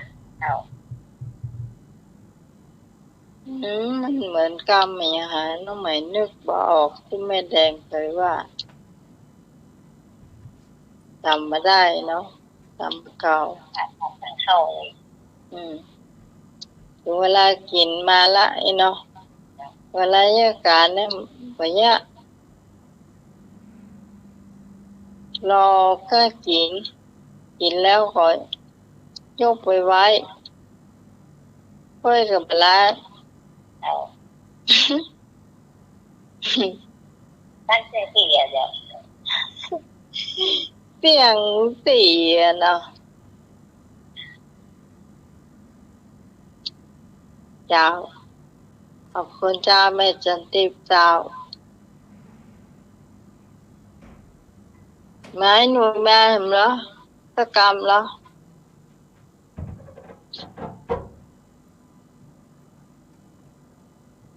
ตะมะกรรมตะกรรมเหรอ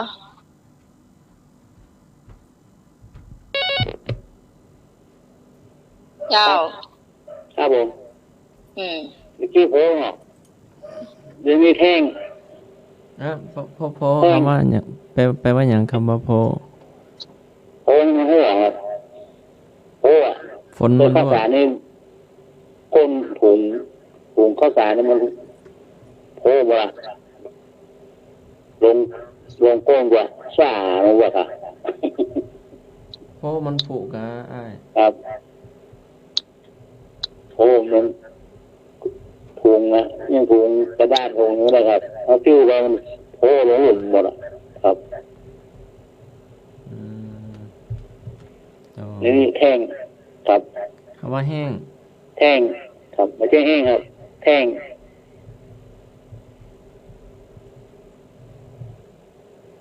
แท่งนี่ก็หมายความว่าเอามาเติมเอามาเพิ่มครับเพิ่มเติมครับอย่างกลางเลยมันวิดอ่ะดีแท่งนี่หน่อยนะฟ้ามาเนี่ยเจ้าถ้าสมมุติว่ามันบ่ครบ500เนาะเอายืมท่านสมัคร300เนาะมันครบเนาะครับปีหน้าปีจะใครออกดอกก็ใช่ครับวางดีเลยนะโมตัสสะตะโกนเลย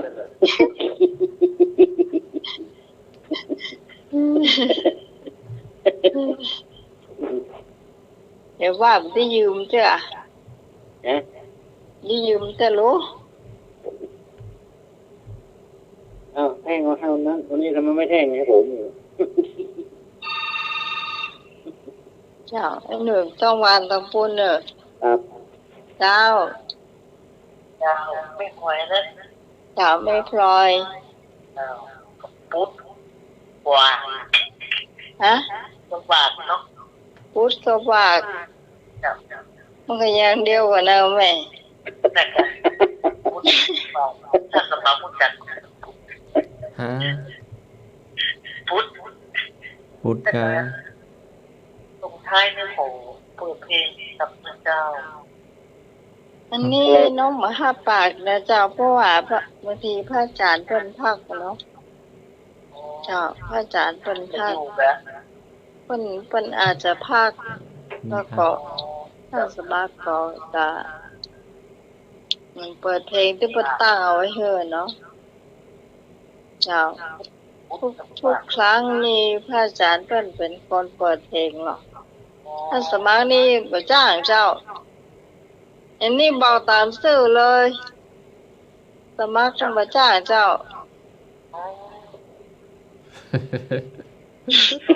ต้องมาไข้หัวบ่จ้างคือบ่จ้างยอมรับเหี้ยเอาพูดกับหวานเลย เจ้า อะไรเป็นหวักอะไรเป็นปุก เจ้าเนี่ยนะโอ้มเนี่ยนะว่าบ้านกูเปียเสื่องว่ากับพวกไอ้หนอ มันก็ยังน่ากายไอ้แกหน่วยว่านะเมื่อวานฉันเจอแกที่ห้างทำไมแกไม่เอิ้นฉันน่ะ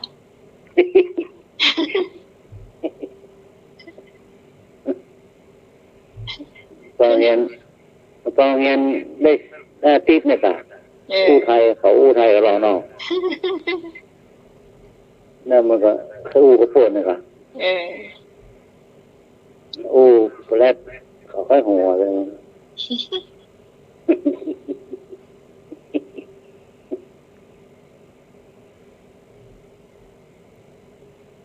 มันละอ่อนลูกมันก็ธรรมดากันเนาะครับอ่อนพอสองพอแตกเนี่ยค่ะ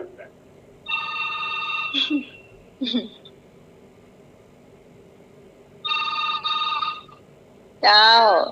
เอาน้องไม้เจ้าทำมันเก่าแห่งกรรมได้ก่อนได้เขาบอกว่าไงฝ่ายบอกว่าเด็ดมอด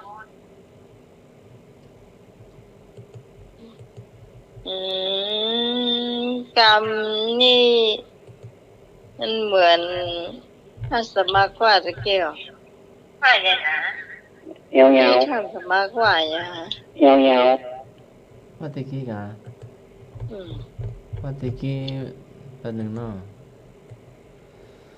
ไอ้อย่างรู้สักอย่างเนี่ยก้นตั้งฟากปากตั้งข้าวหมายถึงรีบร้อนมันท่ากินอย่างเดียวไหม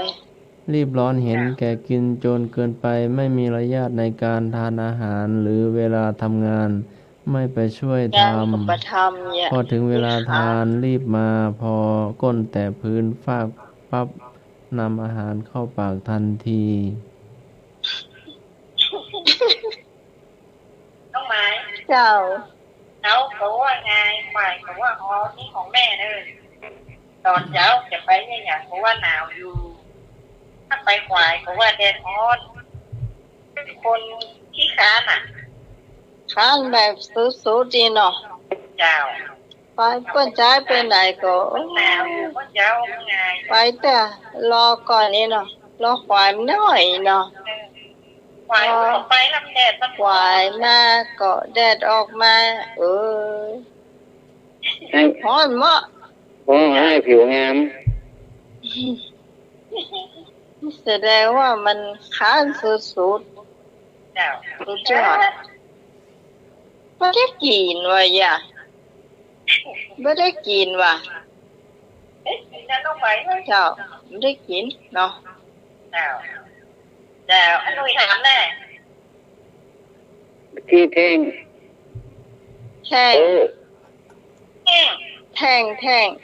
อ๋อแท่งเขาก็มาใส่เนี่ยกันเนาะเจ้าแท่งก็มาเติมอย่างน้ำมันแบบติดแก้วเขาก็เอามาเติมเนี่ยเนาะครับถูกต้องครับแต่ว่าถูกต้องเลยเนาะถูกต้องกองแห่งกรรมนี่กองกองครับกองของกอง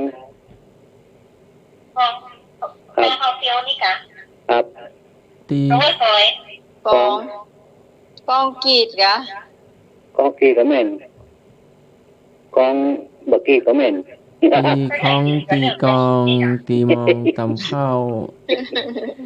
กองกีนี่ป้าได้หรอฟังตัวเจ้าเทศนาธรรมเม่นกองโอ้อันสมัครไปเนี่ยพูดน่ะ ที่อันนั้น หลวงพ่อ เสียง ทอง ก บ ล อ อก งเสียงกลองไปอย่า เจ้า มองตับเข้านี่ค่ะ อื เสียง ม ตู้เจ้าเทศนาธรรม มาคนละอย่าง ครับ อืม กอง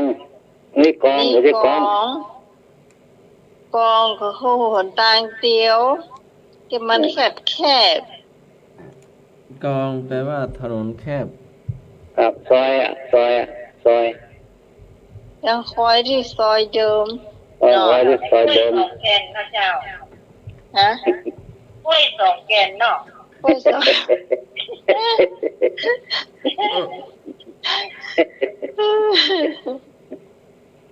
น้องหมายที่แม่จะแม่คนหนึ่งท่านจะได้ กล้วย ออก กล้วยสองแกนเอาห้อยหน้าบ้านน่ะเนาะ เจ้าห้อยหน้าบ้านก็ได้ เจ้า ไม่ถึงต้องเป็นเรา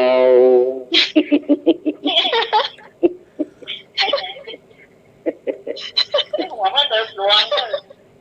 ไม่ถึงต้องเป็นเรา อ๋อเพลงลงรักนะ ไม่ได้ก่อกรรมก่อนะมื ทำ อ ไม นะ ถึงต้องเป็นเรา อ๋อคาเนนใหญ่ เจ้าก รรมก่อกรรมไม่พ้นปะไม่ได้ก่อกรรมก่อซอยเดิมเนี่ย ดาวน้องหมาย ใช่แม่ทำเขาได้หูหรือเปล่าทำเขาได้หูเขาก็นี่จริงคนหนึ่งหูสามคนเนี่ยมันเด้ ตะกี้ท่านสมัครบางสายเนาะตอน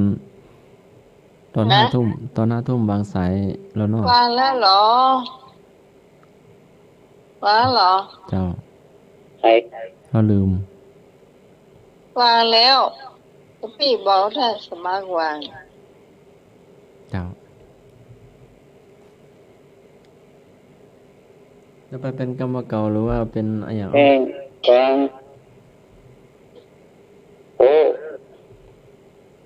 หมดแล้วกะ นี่อย่างแฮมลุง มีอย่างอ้อก รรมเก่าต่อหรือว่าจะได้ เอาอย่างอ้อ อย่างอ้อแล้วกะครึ่งชั่วโมงกว่านะ อืม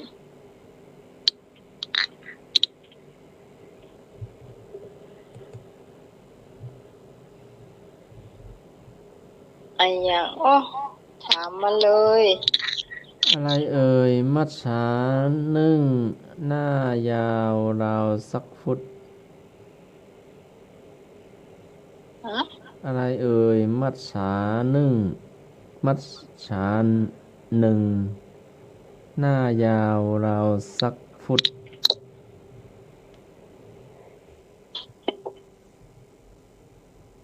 มาสายเหรอ เจ้ามัจฉา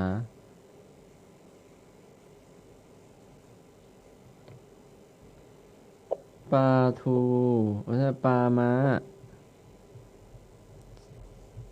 เสลยปลาม้า ไม่ยาวอีกสักพูดฮะยาวแต่ยาวว่าแอน อย่างนั้น ยาวเป็นพูดบัว อย่างอ้อ มาจากอังกฤษไม่มีชีวิตแต่พูดได้ ที่ฟังกันอยู่ตอนเนี้ยท่านผู้ฟังกันอยู่ โทรศัพท์ทีวีอินเทอร์เน็ต วิทยุ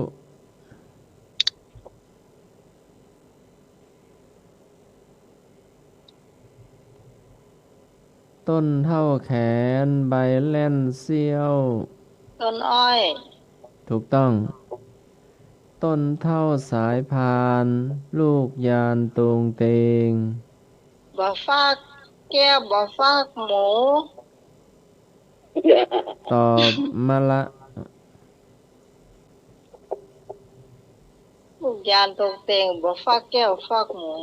เจ้าในนี่ว่ามาละ มาละว่า ผ้าต้นไม้น่ะ ต้นเท่านิ้วก้อยใบย้อยถึงดิน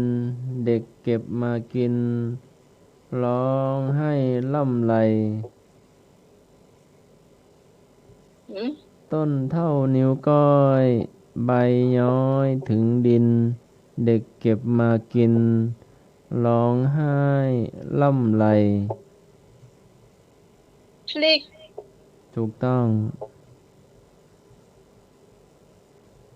สุกเหมือนดาว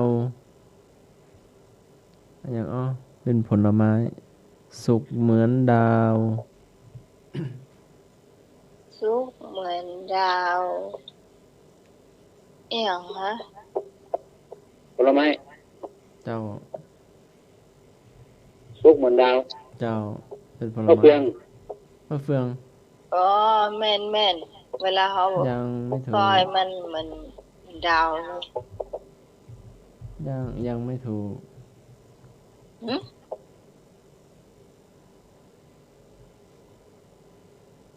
บะเฟืองยังบ่ถูกเด้อเจ้าถูกจ้ะสุกเหมือนดาวบ้านไหนมีอยู่ข้างหลังบ้านอ่ะเป็นหน่วยมันเหลืองๆอ่ะอยู่ไหนหวานอ่ะบนฟ้าที่มาให้ฉันตอนนานทหารปีชาไปบ้านอ่ะจำไม่ผิดนะ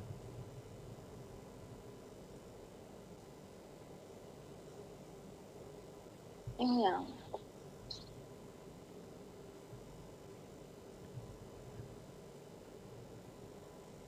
สุกเหมือนดาว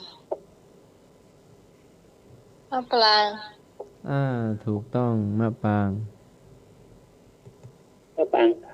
เจ้า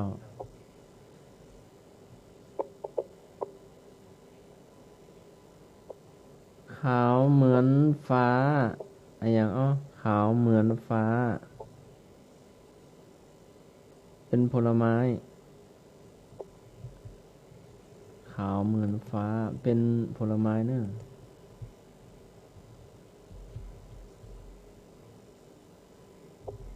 ลูกมันใหญ่ก่อนลูกมันจะกลมกว่ามะปรางหน่อยนั่นไงเป็นพวงๆนะเป็นพวงเกิดตามต้นอ่ะแล้วก็เป็นพวงย้อยลงมาลูกเข้านิ้วโป้น่ะใหญ่กว่านิ้วโป้ก็มี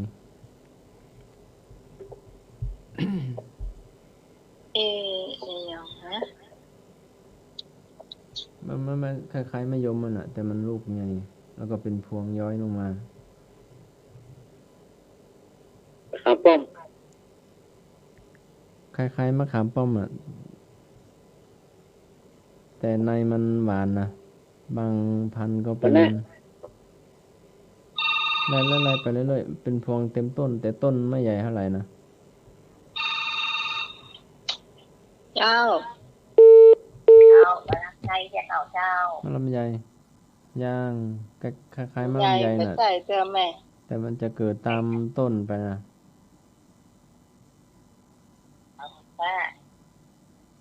ฮะอย่างฮะมะไฟเจ้ามะไฟเนี่ยมะไฟเจ้าขาวเหมือนฟ้าแกงมาแล้วขาวกะโมโหนะในคำถามอย่างดำเหมือนกาด่าไม่ฟังเป็นผลไม้ดำเหมือนกา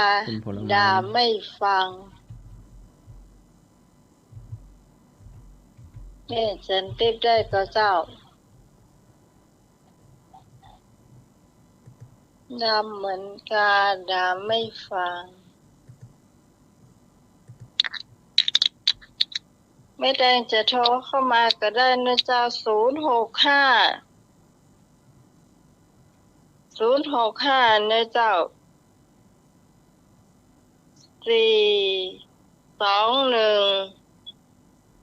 4210459นะเจ้า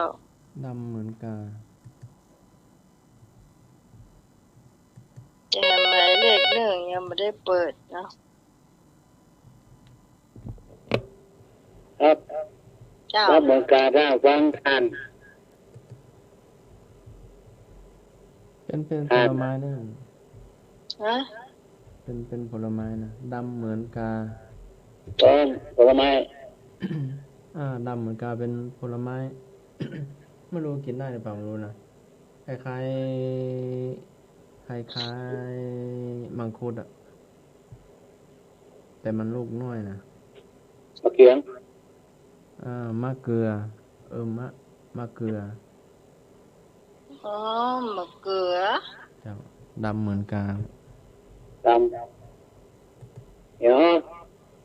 เป็นกันครับ เปลือกแข็งข้างในล หืม ำเปลือกข้างในล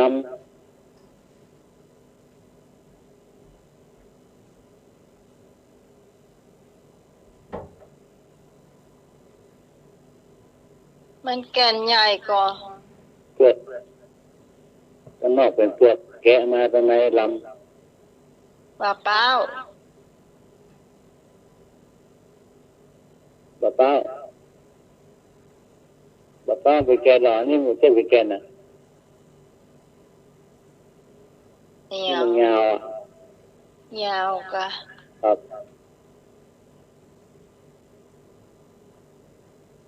มะขาม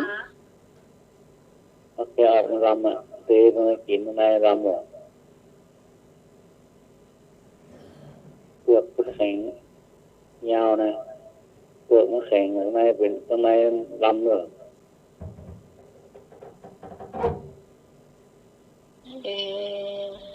เนาะ ก็ใส่กะทิไปหรอก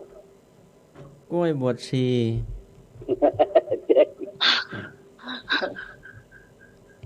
เป็นเปลือกอ่ะ เป็นผลไม้กันเป็นผลไม้ กว้างๆอ่ะ ทุเรียน อ้อย อ้อยไม่ใช่ ทุเรียน เก็บอ้อยนี่มันเหมือนอ้อยนะแต่มันอะไรมันกินได้นะ ปลากระป๋อง ป๋องใช่ครับนี่มันยังอ้อยนะแต่ปอกอ่ะ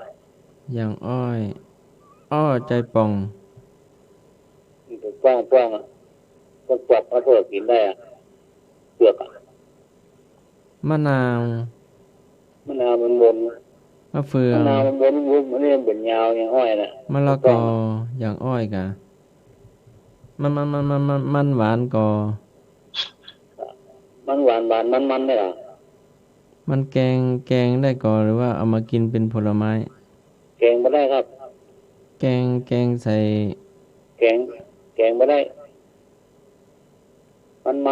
หวานเนี่ยล่ะเนาะ แกงใส่หน่อไม้หรือว่าแกงใส่ นี่บะแกงครับแกงไม่ได้ ใบมันยาวหรือว่าใบมันกลม ใบยังใบไม่ออกเลยล่ะ มันอยู่ตามบ้านหน้าไม้หรือว่ามันอยู่แถวบ้านลุงหนุ่ย บ้านน้ำใหม่ก็มีหรอ บ้านหน้าไม้ก็มี แถวข้างสระน้ำหรือว่าแถวบันได ข้างน้ำบอกอ่ะ ข้าง มัน ส เหมื ระ อนกัน น้ ละคล้ายกันละ ข้างสระน้ มันนูนมะเขือเทศ มันเป็นกว้างอ่ะมันหนูมันแก้มหรอกที่มันกว้างเป็นกว้างอ่ะหน้าหนาวก็ชอบกินอ่ะ ำหน้าหนาวชอบเอามากินเป็นยังไง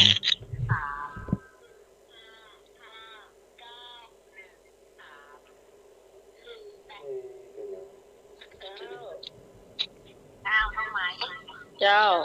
ต้องถามว่าใดขอ ลุงหนุ่ยถามใหม่เนาะ ครับ ไอ้หนุ่ยถามว่าได เปลือกแข็งอ่ะ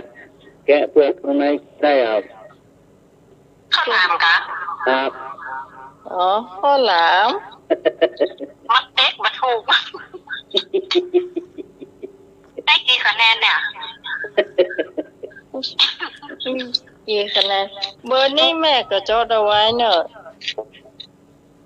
เจ้า เบอร์นี้ก็สามารถติดต่อได้เพราะว่าเป็นวัตถุคอเนาะจ้ะ คะแนนมันมีก็ไม่หนีบเหรอไม่หนีบ10 อัน ไม่มี ติดอัน ไม่มี ยายเอาอันไอ้หนูเอาเก้าเนาะ ครับ เจ้า อยู่ปากกองนะอยู่ปากกองตากบงเลย ได้กันเด็กเคยมาเอาข้าวนึ่งกันนะเจ้าคือจัดเหมือนเคยเนี่ยสายเบอร์บ้านเดียวกันแม่จะติดอยู่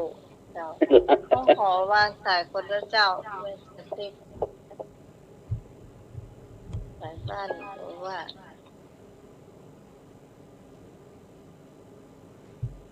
เนี่ยมันลงไปเสื้อสีเขียวเข้ามา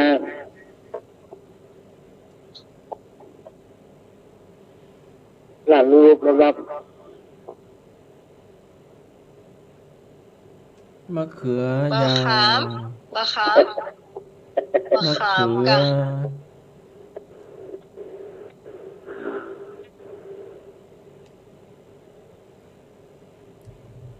แม่นก็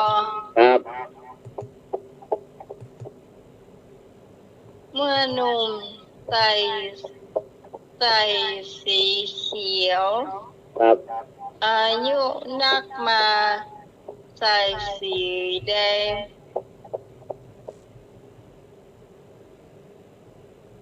เนาะมันลงไปเสื้อสีเขียวเข้ามาเสื้อสีแดงพระอินทร์เจ้ายังก็อีกเนาะเจ้า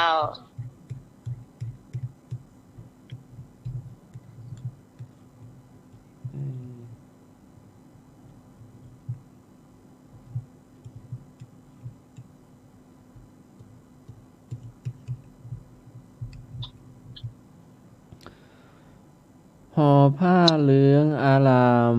อยู่ในอารามไม่ใช่พระห่อผ้าเหลืองอารามอยู่ในอารามไม่ใช่พระ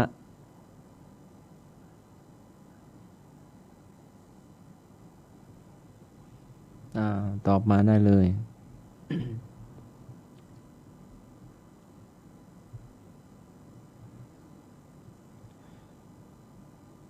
ฮัลโหลน้าไม้ตอบมาได้เลย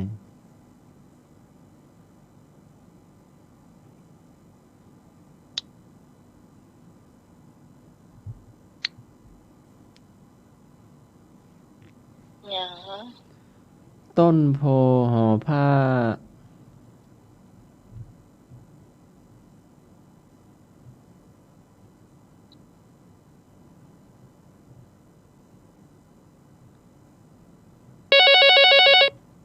เดี๋ยวหอกลังขึ้นเดี๋ยวก้าคนนอนมาได้แปลงคนแปลงมาได้นอนเจ้าแม่เจ้าลุยว่าใหญ่ก่อคนนอนมาได้แปลงคนแปลงไม่ได้นอนวูก่อฮะวูก่อเขาจะว่าลูกหัวลงศพน่าจะว่ากับหัวนะแต่นี้จ้ะว่าได้จ้ะแม่ต้องวางแต่ละจ้ะเจ้าสวัสดีจ้ะเจ้าสวัสดีเจ้าเจ้าลงศพเนาะเจ้าแม่จะถามยังที่แม่จะถามว่าน้องใหม่จะตอบจะเนินเจ้าซุกเป็นอะไรยัง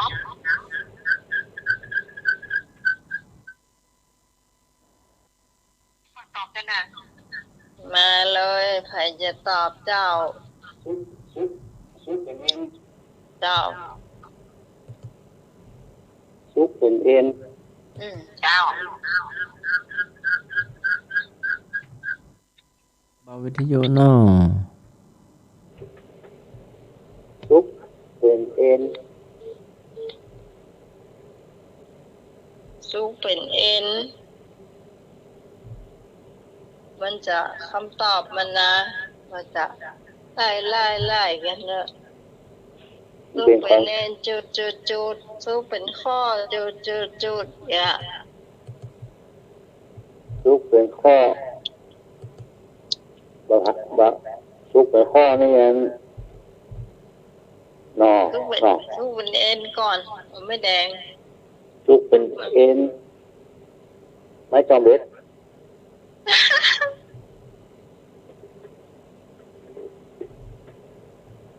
ซุปเป็นเอ็นไอ้อย่างอ๋อ ซุกเป็นเอ็นซุกเป็นเอ็น อืม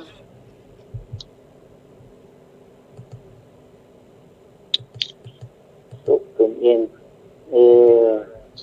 ความจริงนะครับ เขียนได้กะ จริงแน่นอนซุกเป็นเอ็นก็มี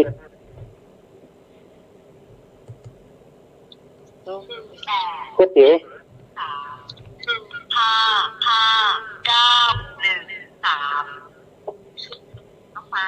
เจ้า ก๋วยเตี๋ยว น้องไปเฉลยให้หนุ่ยฟังเหรอ ซุปเป็นเอ็นบักกอ ซุปเป็นข้อป่ะครับซุปเป็นน้ำมันนูที่มันบอก เจ้า เจ้า แล้วก๋วยเตี๋ยวอีกซุกเป็นเอ็น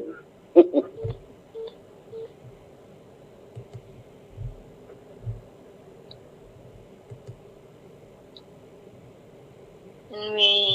กรรมที่มันไล่กันยาวเหยียดเลยเวลาหน่อยหนึ่ง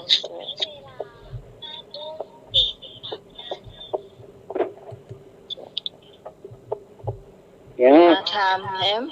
ตีบดังวางดัง แว่นตา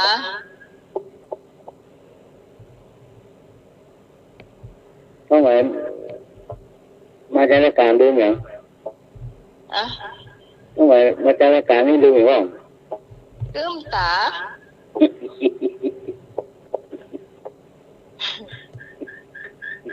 ลืมตากะ ลืมตา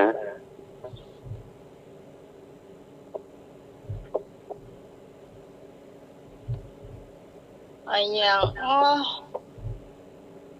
อมมาได้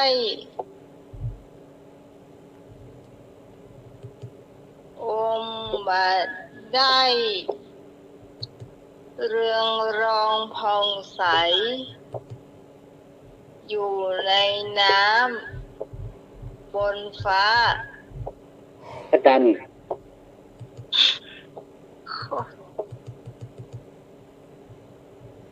ถูกต้อง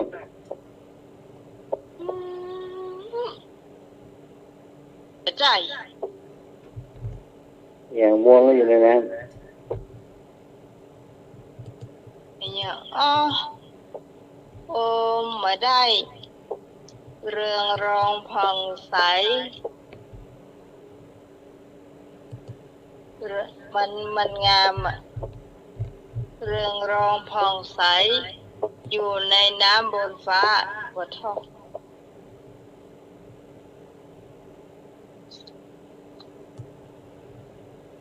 ย้ำ ม่วงดาว ถามนี่เอาทำให้คนเมาหวนได้ ดาว ไข่ ไปเปรี้ยวอมดาว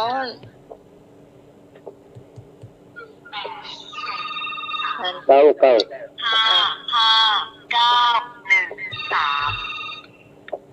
ไม่แดงตอบว่า หมายว่าดาวเป็นว่ามาถูก ไม่ได้อมดาวให้ว่าสักเกิด บอกอมได้กะ ไม่ได้ อมมาได้มันก่อน เจ้าว่าอะไรใส่นี่เจ้า เจ้าได้มาก่อนได้มาก่อน อันนี้ว่าอะไรเจ้า ไฟฟ้าเจ้า ฮะ ไฟฟ้าเจ้า รถไฟฟ้าก็อมมาได้อมมาแตกอมก็มาแตกตัวอมก็มาได้ตัว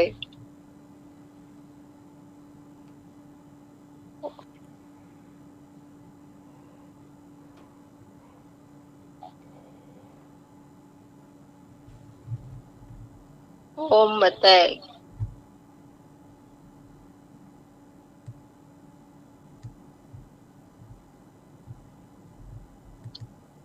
อมบะได้เรืองรองผ่องใสอยู่ในน้ำย่อมันสั้นมาหน่อย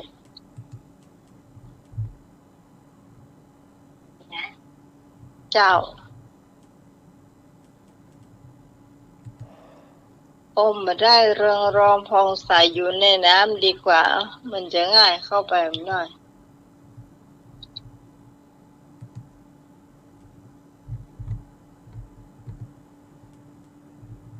เอาเติมคำว่าฟ้าเข้าไปนี่มันจะยากเจ้า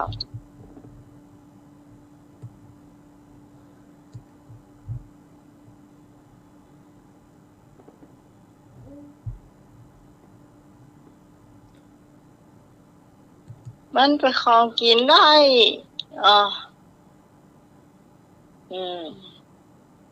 ไม่ละบายละ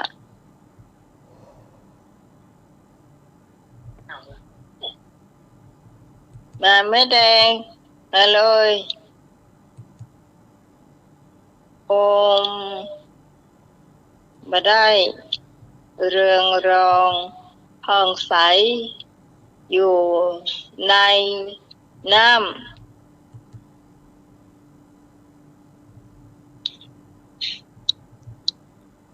มาเนอะ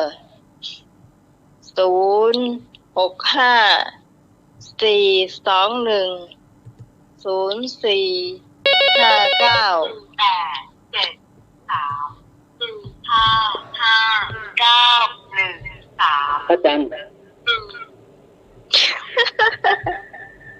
เอาไหม เจ้า น้ำแข็งบอก บ่าจ่ายน้ำแข็งแฮ่มาได้กินได้ มันเรืองรองผ่องใสอ่ะมันมีน้ำรอบอยู่หั่นน่ะ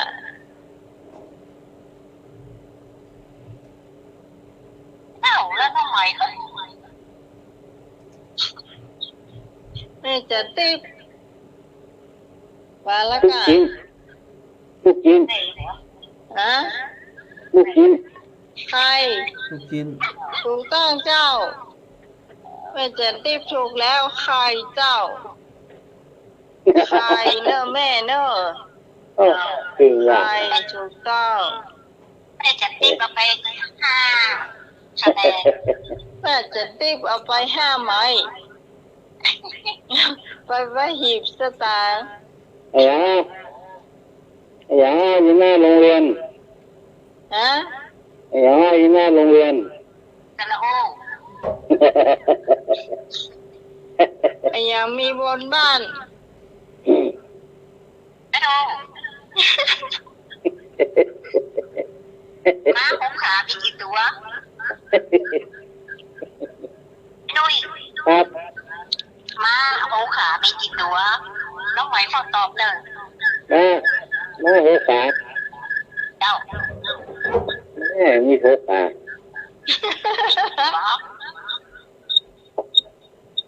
หัวขาเจ้าเจ้าเงี้ยขึ้นหน้าหัวขานี่ไอ้หนูมันเป็นกำผวนหัวขามันเป็นกำผวนบอกตรงๆมาแต่มาเล่น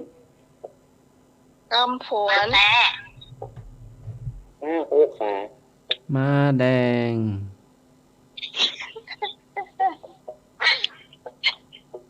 เพื่อนเลี้ยงกันไปแม่ฉันติบได้ก่อนม้าหัวเราะแม่ฉันติบได้ก่อนน้องใหม่เฉลยให้หนุ่ยตัวเด้อฮะ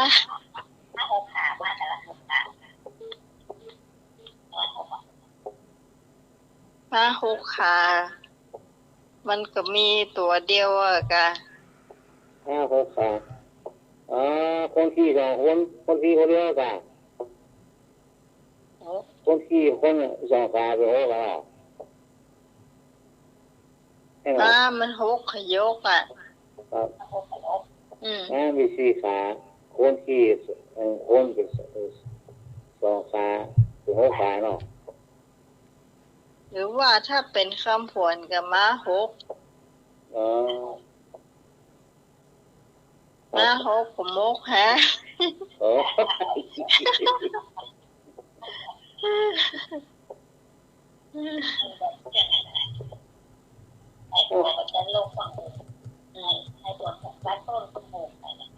จ้า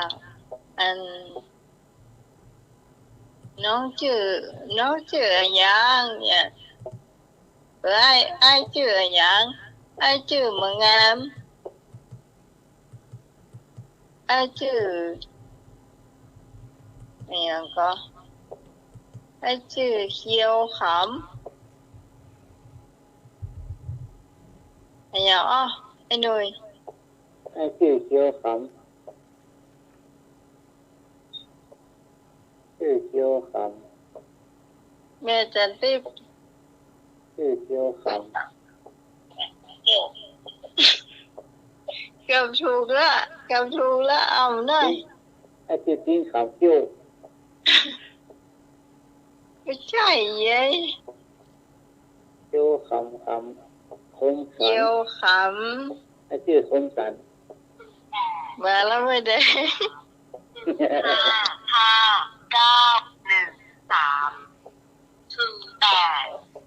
เจ้าไม่ได้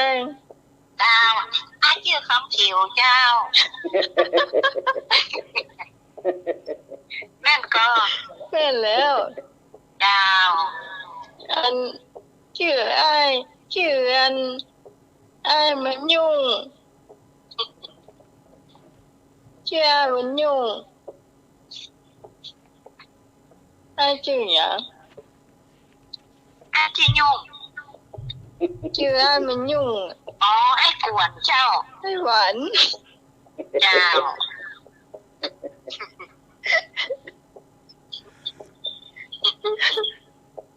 ชื่อไอ้มันยุ่งอ่ะมันชื่อหวานอ่ะ ชื่อไอ้กวนเจ้า โอ้ยเที่ยงคืนมาให้หัวอยู่เท่าเดียวนี่ คนชอบกับบางคนมาชอบอ่ะ ฮะ มาชอบมาอ้างปลาโพอ่ะมันหมายความว่าอะไร ไอ้อย่างก็ แต่ไม่ชอบมาอ้างปลาโพอ่ะมันหมายความว่าอะไร ไอ้ยังก็น้องไหม บ่คันได้ยินที มันมาชอบมาอ้างปลาโพอ่ะเพราะหนัง มันสามารถว่าได้ก็ไอ้หน่วยว่าได้ก็ พี่นุ้ย มั ว่าน ไม่ชอบ ว่ามัน มาอ้างปลาโพ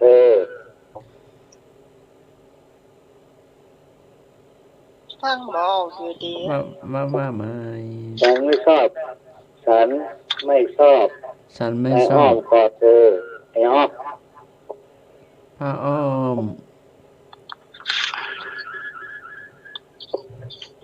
ฟังคำถามบ่เข้าใจมากกว่า มันมาชอบมาอ้างปลาโพอ่ะ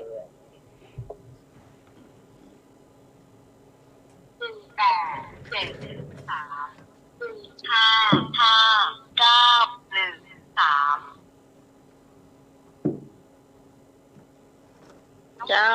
า เพลงติ๊กกิโลนะที่มันเหม็นชี้แห่อะ อ้อมกอดที่เธอเกลียด อืมคิดว่าเจ้าพระอาจารย์เปิดอ่ะ เจ้า ได้ยังฮะ รักแท้ในคืนวอกนัก ไม่คือหลอกลวงอ่ะ โอ้ นี่อันนี้เพลงของอาจารย์ญี่ปุ่นถ้าจะรับแล้วเนาะ เมื่อจะขึ้นก็ฟังจะจบไปแล้ว อ๋อ ไม่คืนรักไม่คืนบอกรักนี่อ่ะ ทักแต่ในคืนวอกนักเนี่ย ก็หมาย เจ้า วันปลูกก็หมายลูกควายนะปลูกก่อนป้องพร้อมก่อนป้องเนิ่ง เจ้า จะได้ว่าบ่ายโมงเที่ยงคืนห้องใจเด้อเดี๋ยวนี้เที่ยงนั่นน่ะตีสามตีสี่ห้องกันเด้อโอ้เกิดตีหนึ่งเนาะยมได้รับกันนะเก็บเนี่ย รักแท้นะคือหัวนะไม่หู้ยังไงคือหูตัวเจง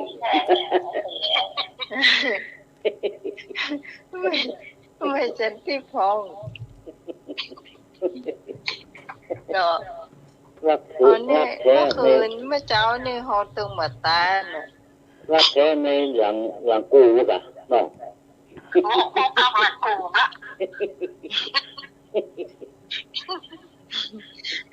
อันนั้นต่อกระดูกว่าติดกันหรอก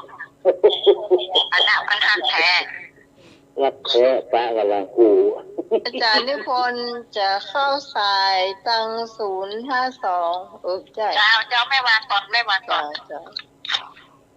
มันจะมีสายหนึ่งที่เราไม่ได้เปิดเนาะเที่ยงคืนแล้วเนาะอำลาเจ้าแม่จันติปลาก่อนเจ้าจะเที่ยงคืนแล้วเนาะ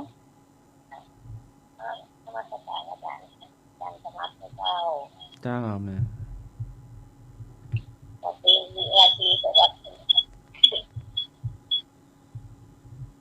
เจ้าลาทุกคนที่อยู่ในประเทศไทยว่าใครเขียนนะเจ้าขอบคุณแม่จันติปด้วยเนี่ยเจ้าเนาะแล้วคอยมาป้ากันใหม่เสาร์อาทิตย์หน้านะเจ้า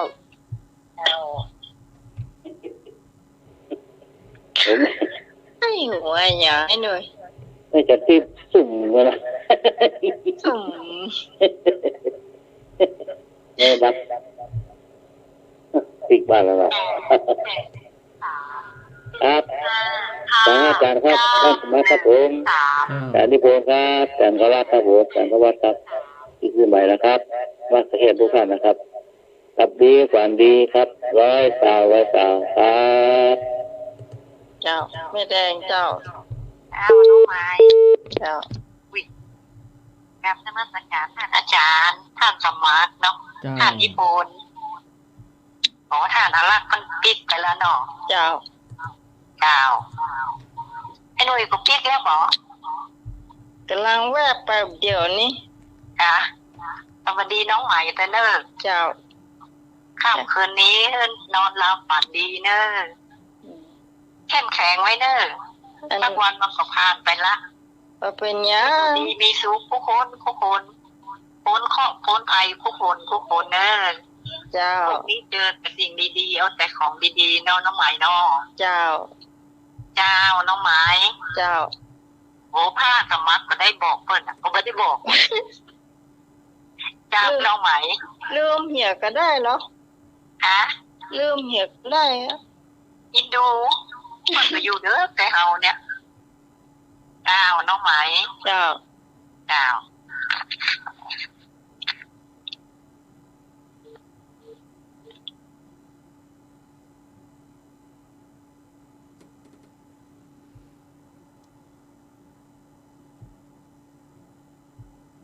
มีเสียงก่อนคุณผู้ฟังที่ยังบรรลับบรรนอนเตอร์เจ้ามาโทรเข้ามาเนอะมารับมาลาก่อนเจ้า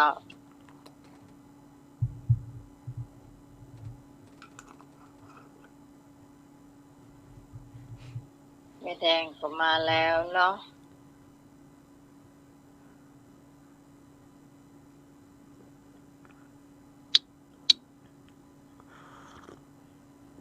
หน่อยคุณแม่นึกมาเนาะเจ้ามาอยู่ข้างหนึ่งให้สมัครเจ้า อัตตาหเวชิตังเสยโยชนะตนนั่นแหละเป็นดีขุดอากานิกายธรรมบท25/29 ค่ำคืนนี้ก็ไหว้พระสวดมนต์แผ่เมตตาหยาดน้ำหลับเป็นสุขตื่นเป็นสุขขอเจริญพรเจ้าสำหรับค่ำคืนนี้ขอบคุณคุณผู้ฟังทุกเสียงทุกสายท ที่มาช่วยกันจัดรายการธรรมะคลายเครียดนะเจ้าเพื่อผ่านพ้นไปด้วยดีเราจะมาพบปะกันใหม่เจ้าในเสาร์อาทิตย์หน้าตั้งแต่3 ทุ่มถึงเที่ยงคืนเจ้าขอบคุณพระอาจารย์พระครูสมมุติวิศวะธุรกิจโจผู้อำนวยการสถานีผู้ควบคุมเสียงเลือกเพลงคนผู้ฟังได้ฟังตัวสำหรับพระเจ้าพิสมัยสุริโยดรจากบ้านดอนตันตำบลเหมืองแก้วอำเภอแม่ริมจังหวัดเชียงใหม่เจ้าเอาจะลาคุณผู้ฟังไปก่อนทั้งทีมงานถึงหมดทุกมวลนะเจ้าแล้วเราจะมาปะกันใหม่เพื่อกำลังใจกันนะเจ้าทั้งทีมเลยนะเจ้าเนาะพอมาร่วมในรายการเราก็ยินดีแล้วนะเจ้าขอบคุณทุกคนสำหรับวันนี้สวัสดีนะเจ้า